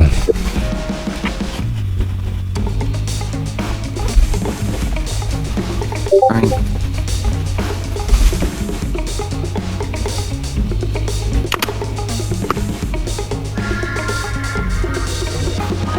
The dice gods love me tonight. In the movies, in popular fiction, TV shows, limited series, miniseries, and the like, tough guys and girls can be beaten a mile past their point of death. They can take stabbed and shot and exploded. They can be set on fire and tortured with water. They can be waterboarded. They can be drowned. They can be choked. They can be hung by their fingernails. They can have their fingernails pulled out. They can be electrocuted. They are beyond reproach, once set to a task, determined to achieve it, and nothing and no one, no matter how much they scream or yell in their classically trained actorial voice, can be stopped. Men and women of action are beyond every definition of what toughness means. These two, however, are not. They are real flesh and blood. The moment that their hands are separated from the rest of their bodies, the screams and gurgling cries of pain blot out and block out every other sound beyond 30 feet from you. There is a fountain and geyser as their hearts, now ratcheted up to, on a scale of 10, 25, forces the blood from their now severed and separated arteries. Their lives begin leaking out faster than you can possibly imagine being able to count. And their screams just won't stop. That's the part that annoys you and your beast. Die with some fucking dignity. But no. These small, squishy things that have the unmitigated wherewithal to attempt predations on your coterie's domain don't even have the decency to die with grace. Muzan is going to assist them with that by beheading one and feeding on the other. No sense in letting blood go to waste. And he's hungry again. There's no way to escape the jettisoning blood that's coating the walls, the ceiling, the floors. There's no way, no real reason why Muzan's beast would want anything else except for to bathe in all that wasted blood. Good thing Dia didn't have a cleaning service for the honeycomb. They'd be down here for years trying to get all that blood up. No sense of letting it disappear into nothingness. And he sets to the task of emptying them. And as he sinks fangs and allows a moment of reprieve from this world of his, it is 36 after the hour. Let's take a quick 10-minute right here and be right back.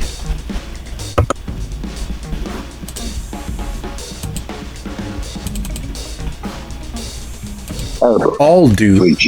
We are back. So besides you two, is everyone else back?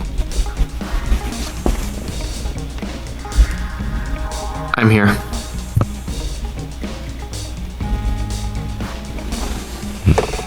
Deal. Alright. Well. Wrecking crew. Everyone is just wrecking shop. These last 3 weeks, these last 3 episodes, the Coterie has been on a roll in the amount of mortal attrition that they have taken against the world around them. Is that a sign for where the Coterie is headed?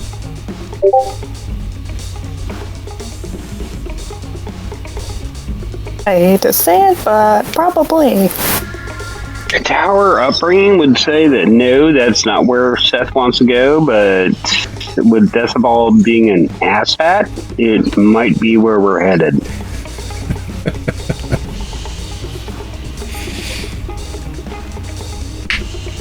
Well, is he really being an asshat? He actually hasn't taken any steps against the Coterie directly.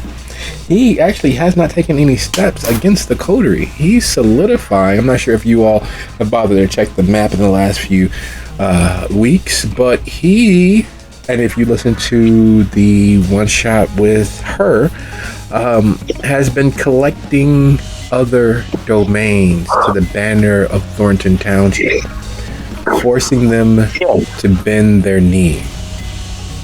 Forcing. That's the problem. That word right there is the one that Steph's having a real problem with. Well, every decision is forced, isn't it? Would you willingly, sign up for a war? Would you willingly take the yoke of another's on your agency?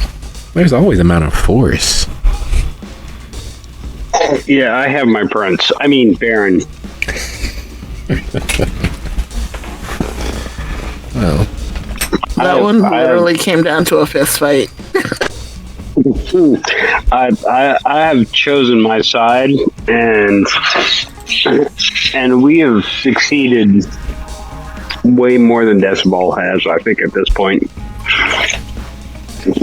in furthering kindred needs, wants, and other aspects, including masquerade protection. Decibel is an asshat, and don't giggle at me.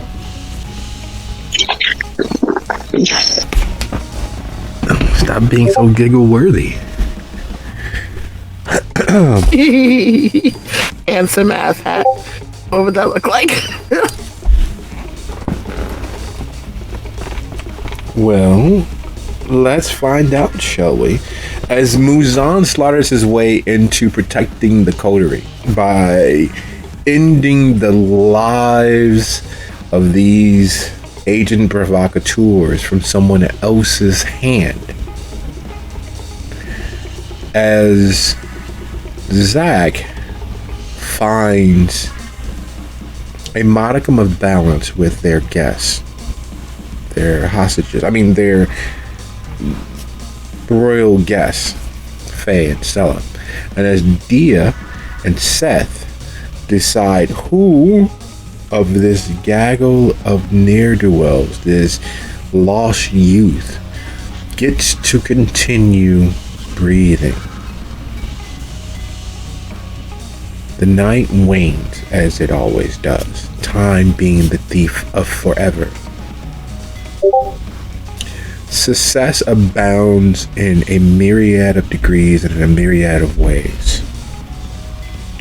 The police don't bother to further explore what they believe is a forgotten mine shaft or an egress for delivery of coal or whatever it is. They don't have time to explore the remainder of it in the moment that they will be back. These ne'er-do-wells, agent provocateurs from otherwise no longer matter. The scent of blood is not as titillating nor exciting for humans, so the police have their subjects, their criminals in tow and begin leaving the tunnels, giving Muzan the opportunity to make his way back toward the Piscateer. In that time, Seth and Dia cull the majority of the youths there. In that time, Zach gets an opportunity to understand that these girls and himself have a similar story, but with vastly differing outcomes. When the hand of the kindred enters into their lives, whichever kindred, and you know them by reputation, have been in and around their lives, has not loved them so selfishly enough to end them. Though now, without any shadow of a doubt, you have two living, breathing, vitally young college girls who know the kindred exists and know vastly more than Drew did up until this year as to the lay of the land. It may be as equally untrue, but already they are more aware of the world of the kindred than Zach has been for years.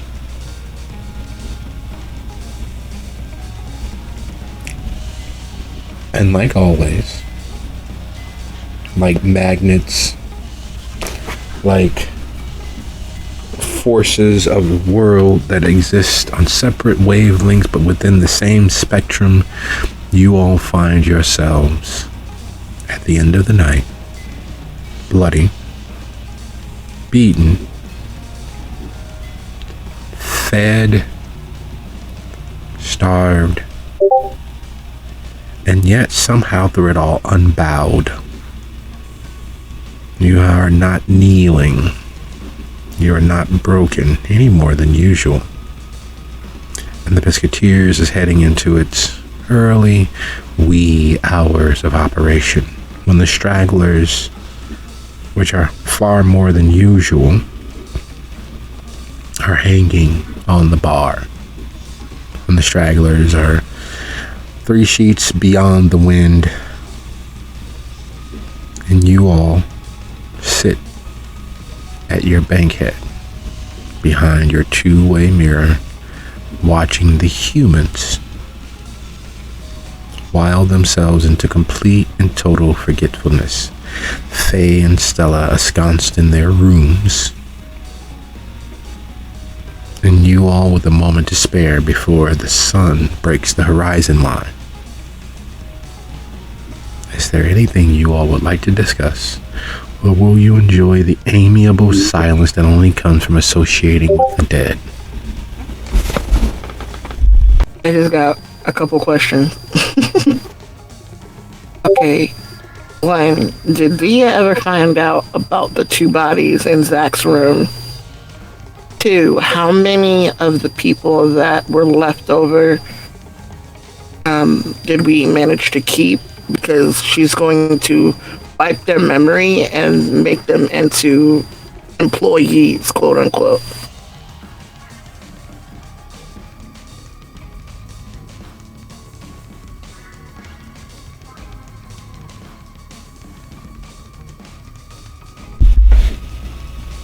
Did anybody tell Dia of the bodies?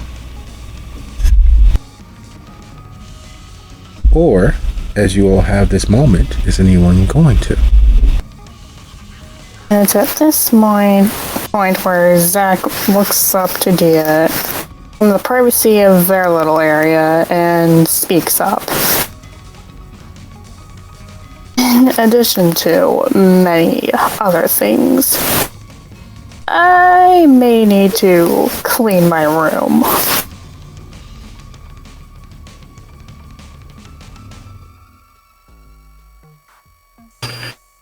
In what manner are you speaking? I may have Speaking in code. overindulged into vintages. Are you kidding? How many? As I said, 2. You know how much they were worth? Honestly. She looks towards Seth. Yes. Thankfully, I Recompense will need to be paid, I imagine. can work on that later. Thankfully, out of that whole fucking mess, I replaced those 2 that I didn't know about with 3. So that leaves me 1 ahead on staff. Their memories have been wiped. I believe that they are willing participants in what we have going on here, and they will be treated as the other employees, perhaps not paid as well, though, as training will need to happen. Speaking of bodies that need cleaning up, you got 3 in the tunnels that need to be taken care of. Great.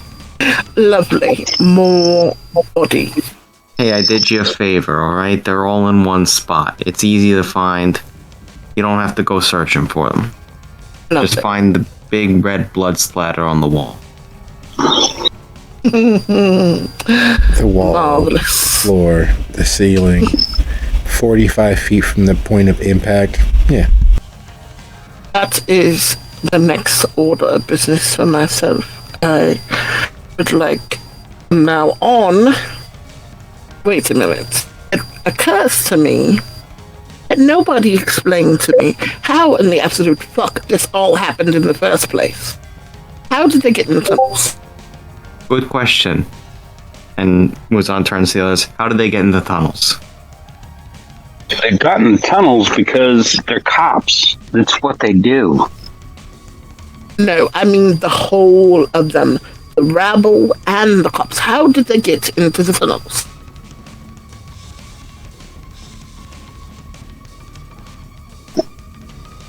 And from Muzan and Frost and Zach is that Decibel has removed the protections that were traditionally awarded the Pisketeers. Once those And the roads. protections are gone, Kine and Kindred are going to be coming after us. I think we need to cut ties with the tunnels that lead to the Rosie 2, drop the ceiling in that, and let them wander around because they will be back. Let them wander around, let them find out all the Rosie tunnels because they're going to. I managed to But convince the cops that the gunshots they heard came from some stragglers down there. So people got arrested, but they're satisfied. They caught their man for now. That gives us at least some time before they get curious again and start looking around down there again. Exactly. So I say we cut all the connections between Rosie 2 and Pisketeer and drop the ceilings and and make some effort to separate the two locations. The Rosie 2 can definitely maintain its tunnels, but we can't have them connect to us anymore. Or eventually, the police will, just by dumb luck, find us. We'll be losing.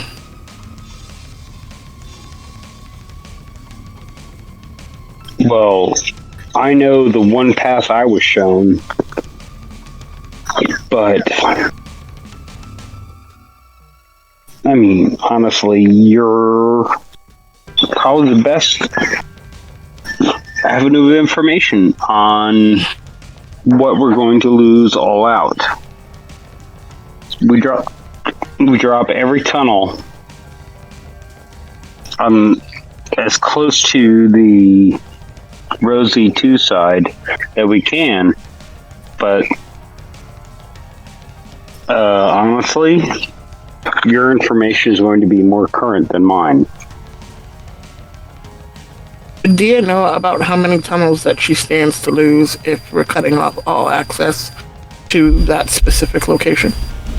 Well, the tunnels to the location, there's only one, but it enters into the honeycomb, which means, well...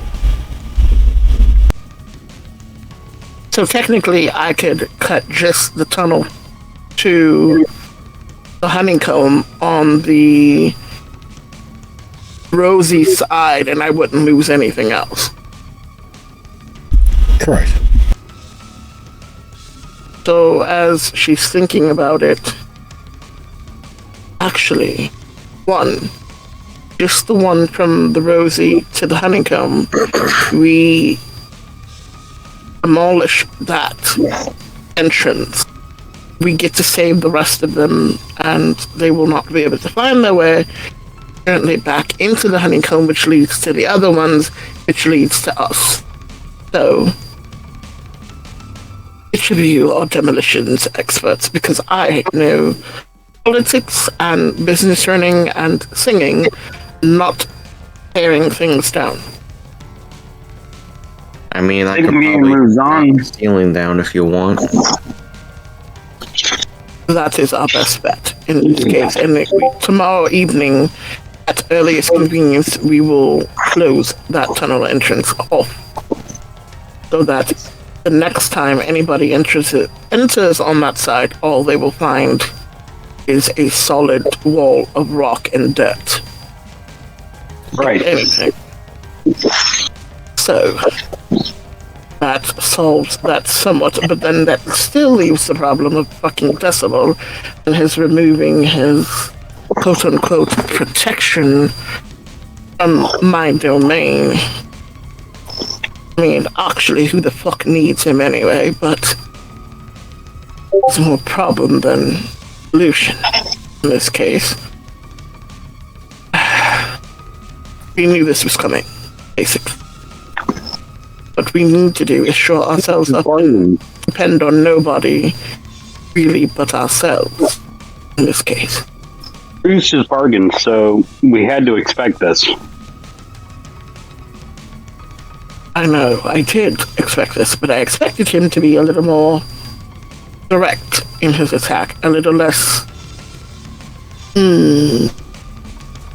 Conniving. Exactly. Conniving, cowardly, bitch-esque, I don't know, whatever you choose to call it, in our direction. He's attempting to hold an apple out in one hand and hold shit out in the other hand and make us eat both, basically. Okay, so the question is, what do we do about Decibel? Well, How can we make it clear that the Biscuiteers in your domain are protected? Can't we I just mean, fucking kill him? We could just fucking kill him. do not hear what conversation was earlier about the whole Nicole from the other side stating that if we are to attack Decibel head on, we would most assuredly lose. He has the numbers and he has deep pockets and he has people on his side that we don't have. We need to do this the smart way and tie his hands so that he can't fight back and is stuck doing whatever it is that's not attacking us or making any further problem. Put him on the defensive, like he put us on the defensive? Is that your plan? Basically, yes. Give him more things to worry about than us. Give him bigger things to worry about besides us.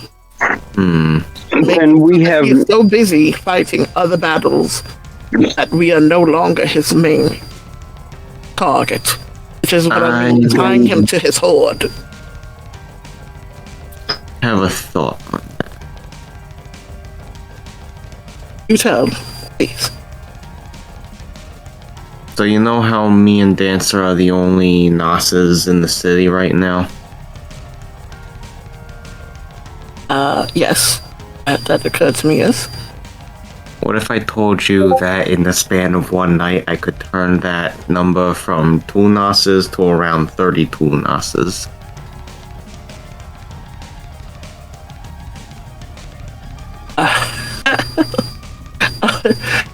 What? Okay, and would they be on our side then? Well, considering that we would be saving them from an eternity in a cement prison, yeah, I think they would be on our side.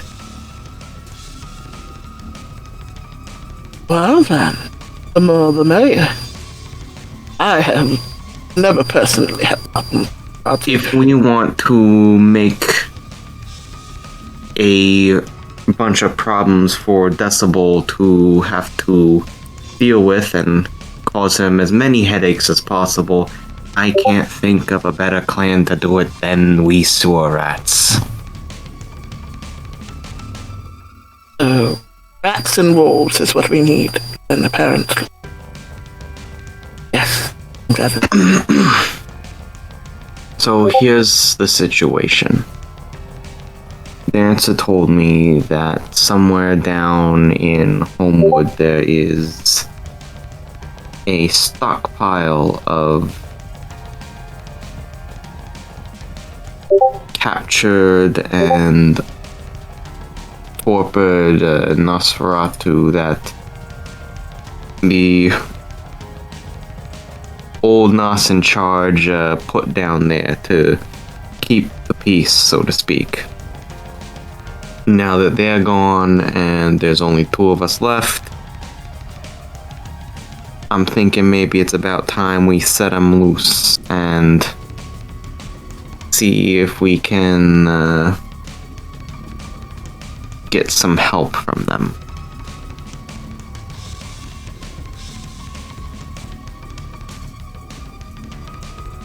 It's going to be finding this prison that they're all in and actually busting them out.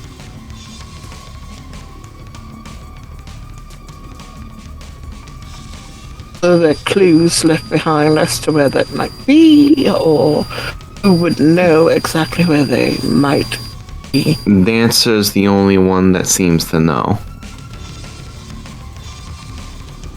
Dia kind of smirks. I think he would tell me. He would tell me. He and I have been working the angle for a while now, trying to piece together where it might be. But I think maybe it's about time we pursue that plan in earnest. I mean, I definitely could probably sweeten the pot with answer, but sure. Oh, I'm sure he'd love that. That sounds like a good plan. Yes. As far as Tremere, do we possibly have your Rich possibly to have our back?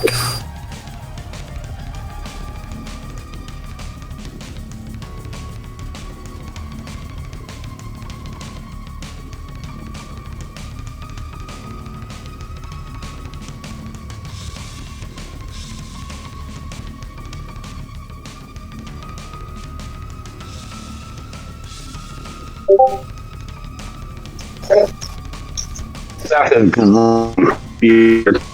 and is being discussed.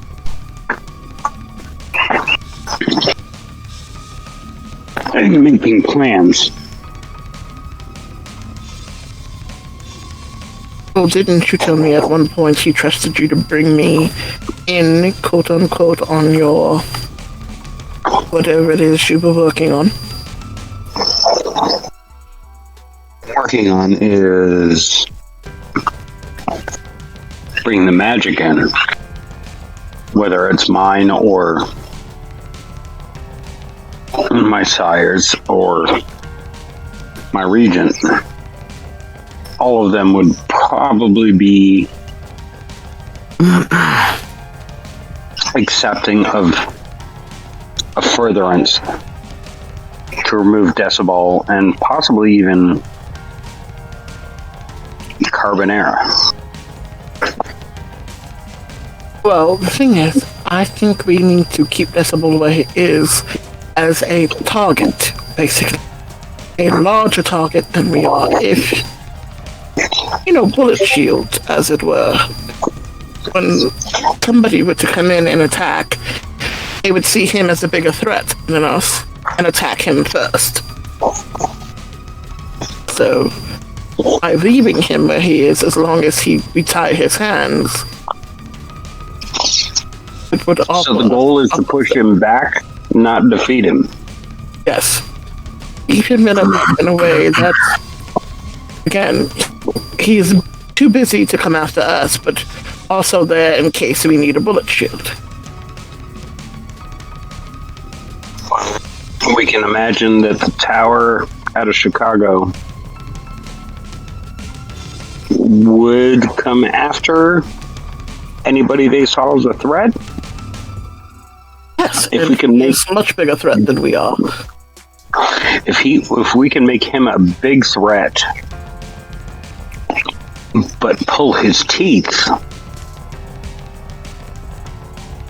basically paint him as a pink My Little Pony and throw him out there.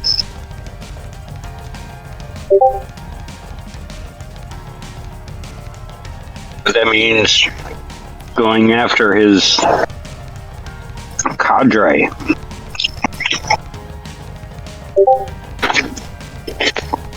Yes, but like I said, remember earlier when we spoke about the fact that Nicole said we need to tie him to his horde and use the wolves to our advantage.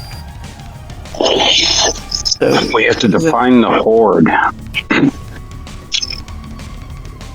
And for a dragon, their horde usually isn't financial. It's their people. So let's threaten his people with the help of Dancer and these Nosferatu we can uncover.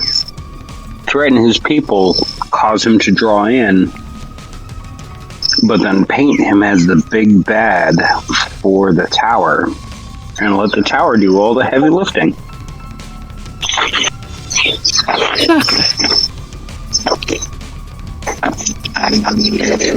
That sounds quite sound as a plan, basically. Before we retire for the evening, I would also like to ask you all about the strange feelings we've all no doubt been feeling. When I am apart from you all, tend to get strange flashes of feeling and thoughts. And I know they are not my own. Earlier this evening, with the blood at the bar, I attempted to drink it, and it feels a lot like something you would have done, Seth. And I found myself snarling later, and that's very much a Frost thing. So, I think I have noticed going on that I've noticed that the blood at the bar is not doing what it used to do. It's not satiating me in the way it used to. And go ahead, Zach.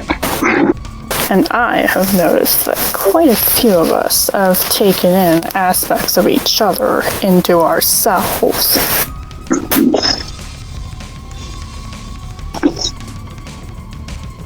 What is it, Zach? Are you feeling the need to punch somebody in the face? Because that was my life for a long time.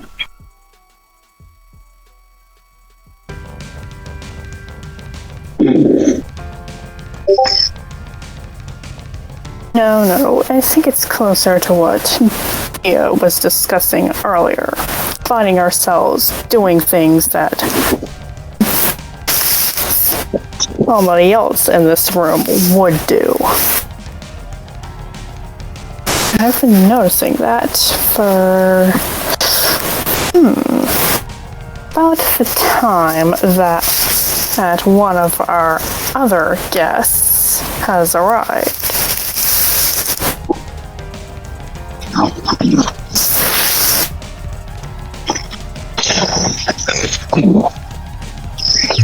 Then we should definitely look at ourselves and figure out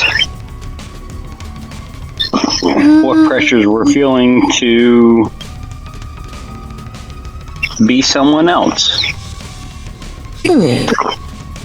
I don't remember it when he first arrived, but I do remember feeling strange after that whole bowl incident.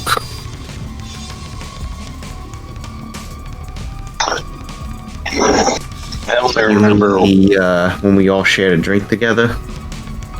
Yes. Good times. Ever since then, it's like I have multiple voices in my head, or multiple feelings in my head, but again, that do not belong to me, and they grow stronger when we are together, and enter the further we are from each other.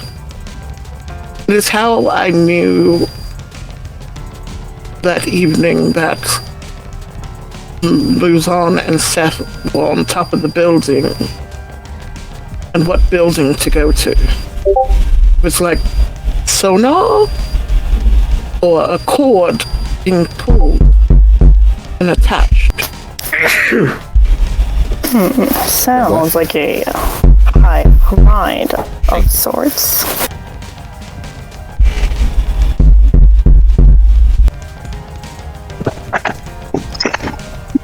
Seth sighs and realizes that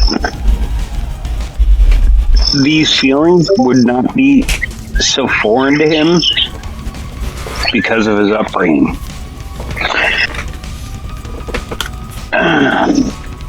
What you're feeling, what we're experiencing, it sounds like the way the tower works. A single force of will is acting on all of us. That's probably why I haven't felt it as strange, because my upbringing has always been in that bent. So if you guys are feeling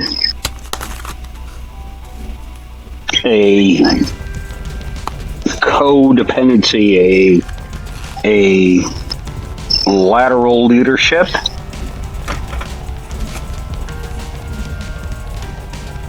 that's what it's like being in the tower for me all the time.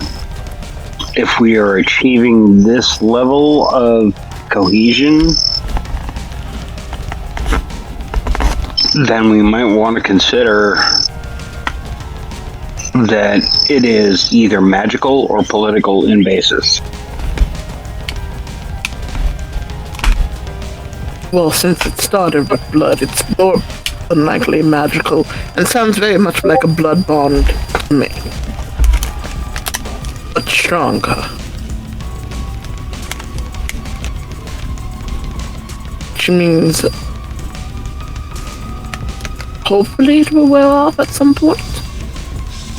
Or do we wish for it to wear off at any point?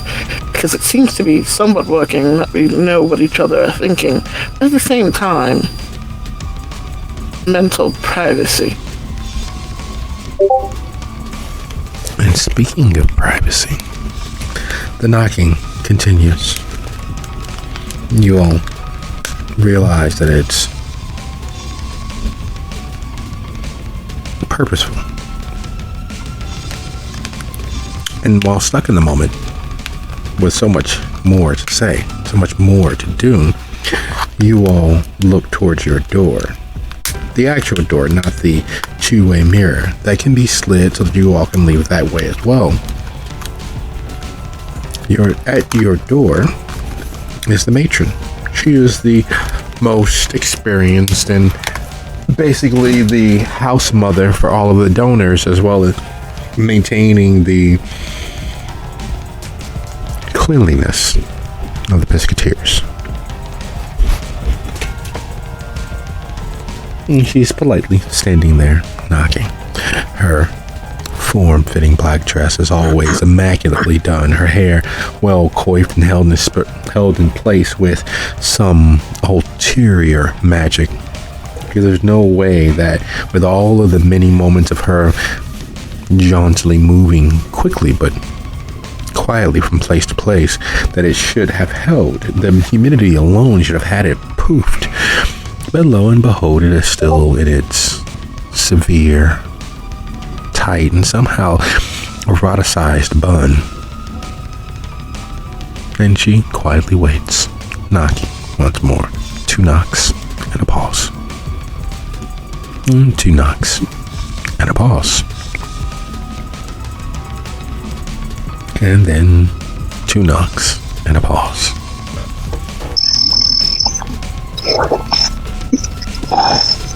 Seth, frustrated with this constant sound coming from the door, opens it and invites her in.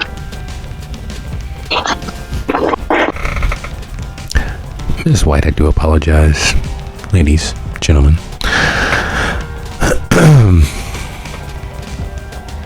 There is a young lady and a small entourage of armed individuals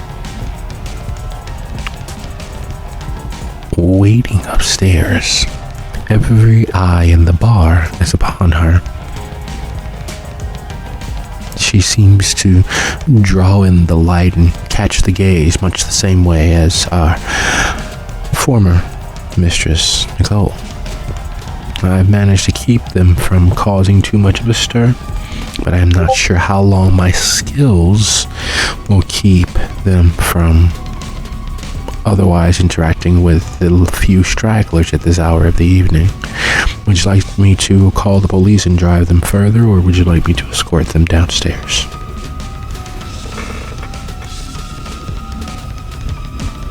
Yeah, again, looks puzzled, brow raises, looking at Seth, and then looking at the matron. Are they like us, or are they not like us? I am very much hoping that the young lady is like you, because otherwise all of my definitions of beauty pale and are useless at this point, if she is not. Are they wearing brown livery, or are they not? No, she is not. She's actually dressed... I'm sorry, Miss White, but she is dressed far in abundance of what is necessary, yet somehow it does not seem too gaudy.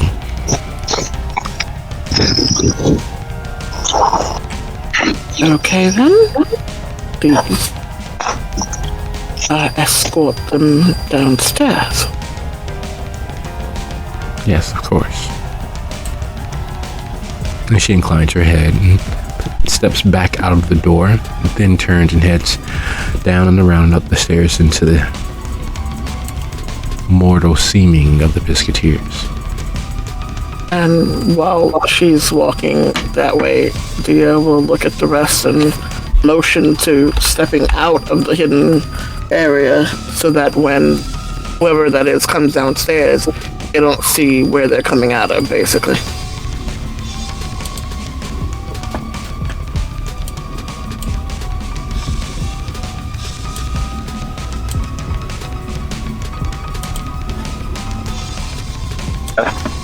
Yeah.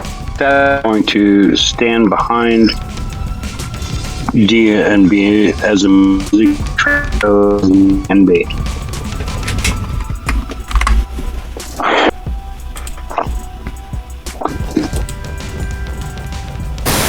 And Zack stands to Dia's right as he walks out.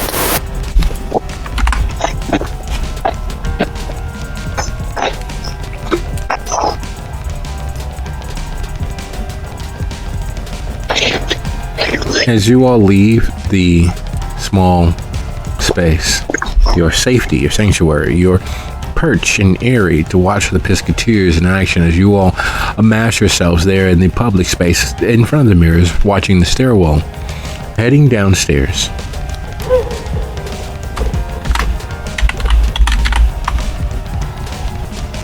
Flanked by several clearly security individuals dressed stylishly in blacks and grays, and there's a spot of red and blue. It's a veritable rainbow, and that's the worst thing is you all watch them enter, you realize that's exactly what it is.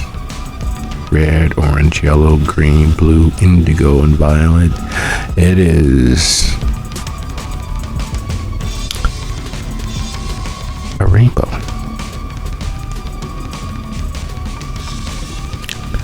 And it's so subtly done that it is clear that someone spent far more time planning it out than they should have. Because when it hits, it's like a lightning strike of, oh my fucking God.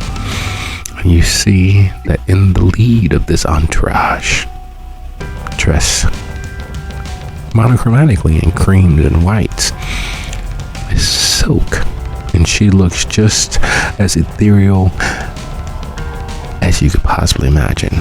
Her tan skin, her hair, lightly colored blue, trailing behind her, flouncing on a breeze that doesn't actually exist. The fact that it looks as if she's floating down the stairs, only exponentially compounded by the color scheme and those following her.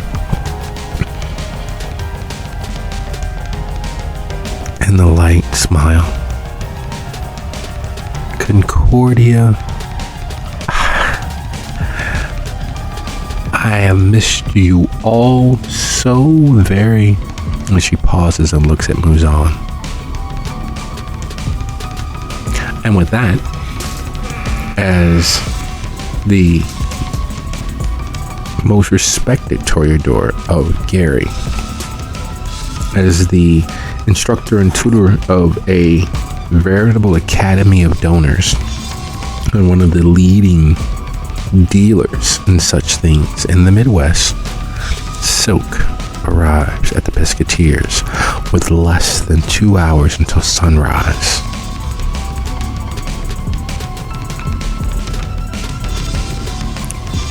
I'd like to thank you all, and I hope that you all bid fond adieu to the pan you just were in and say hello to the fire.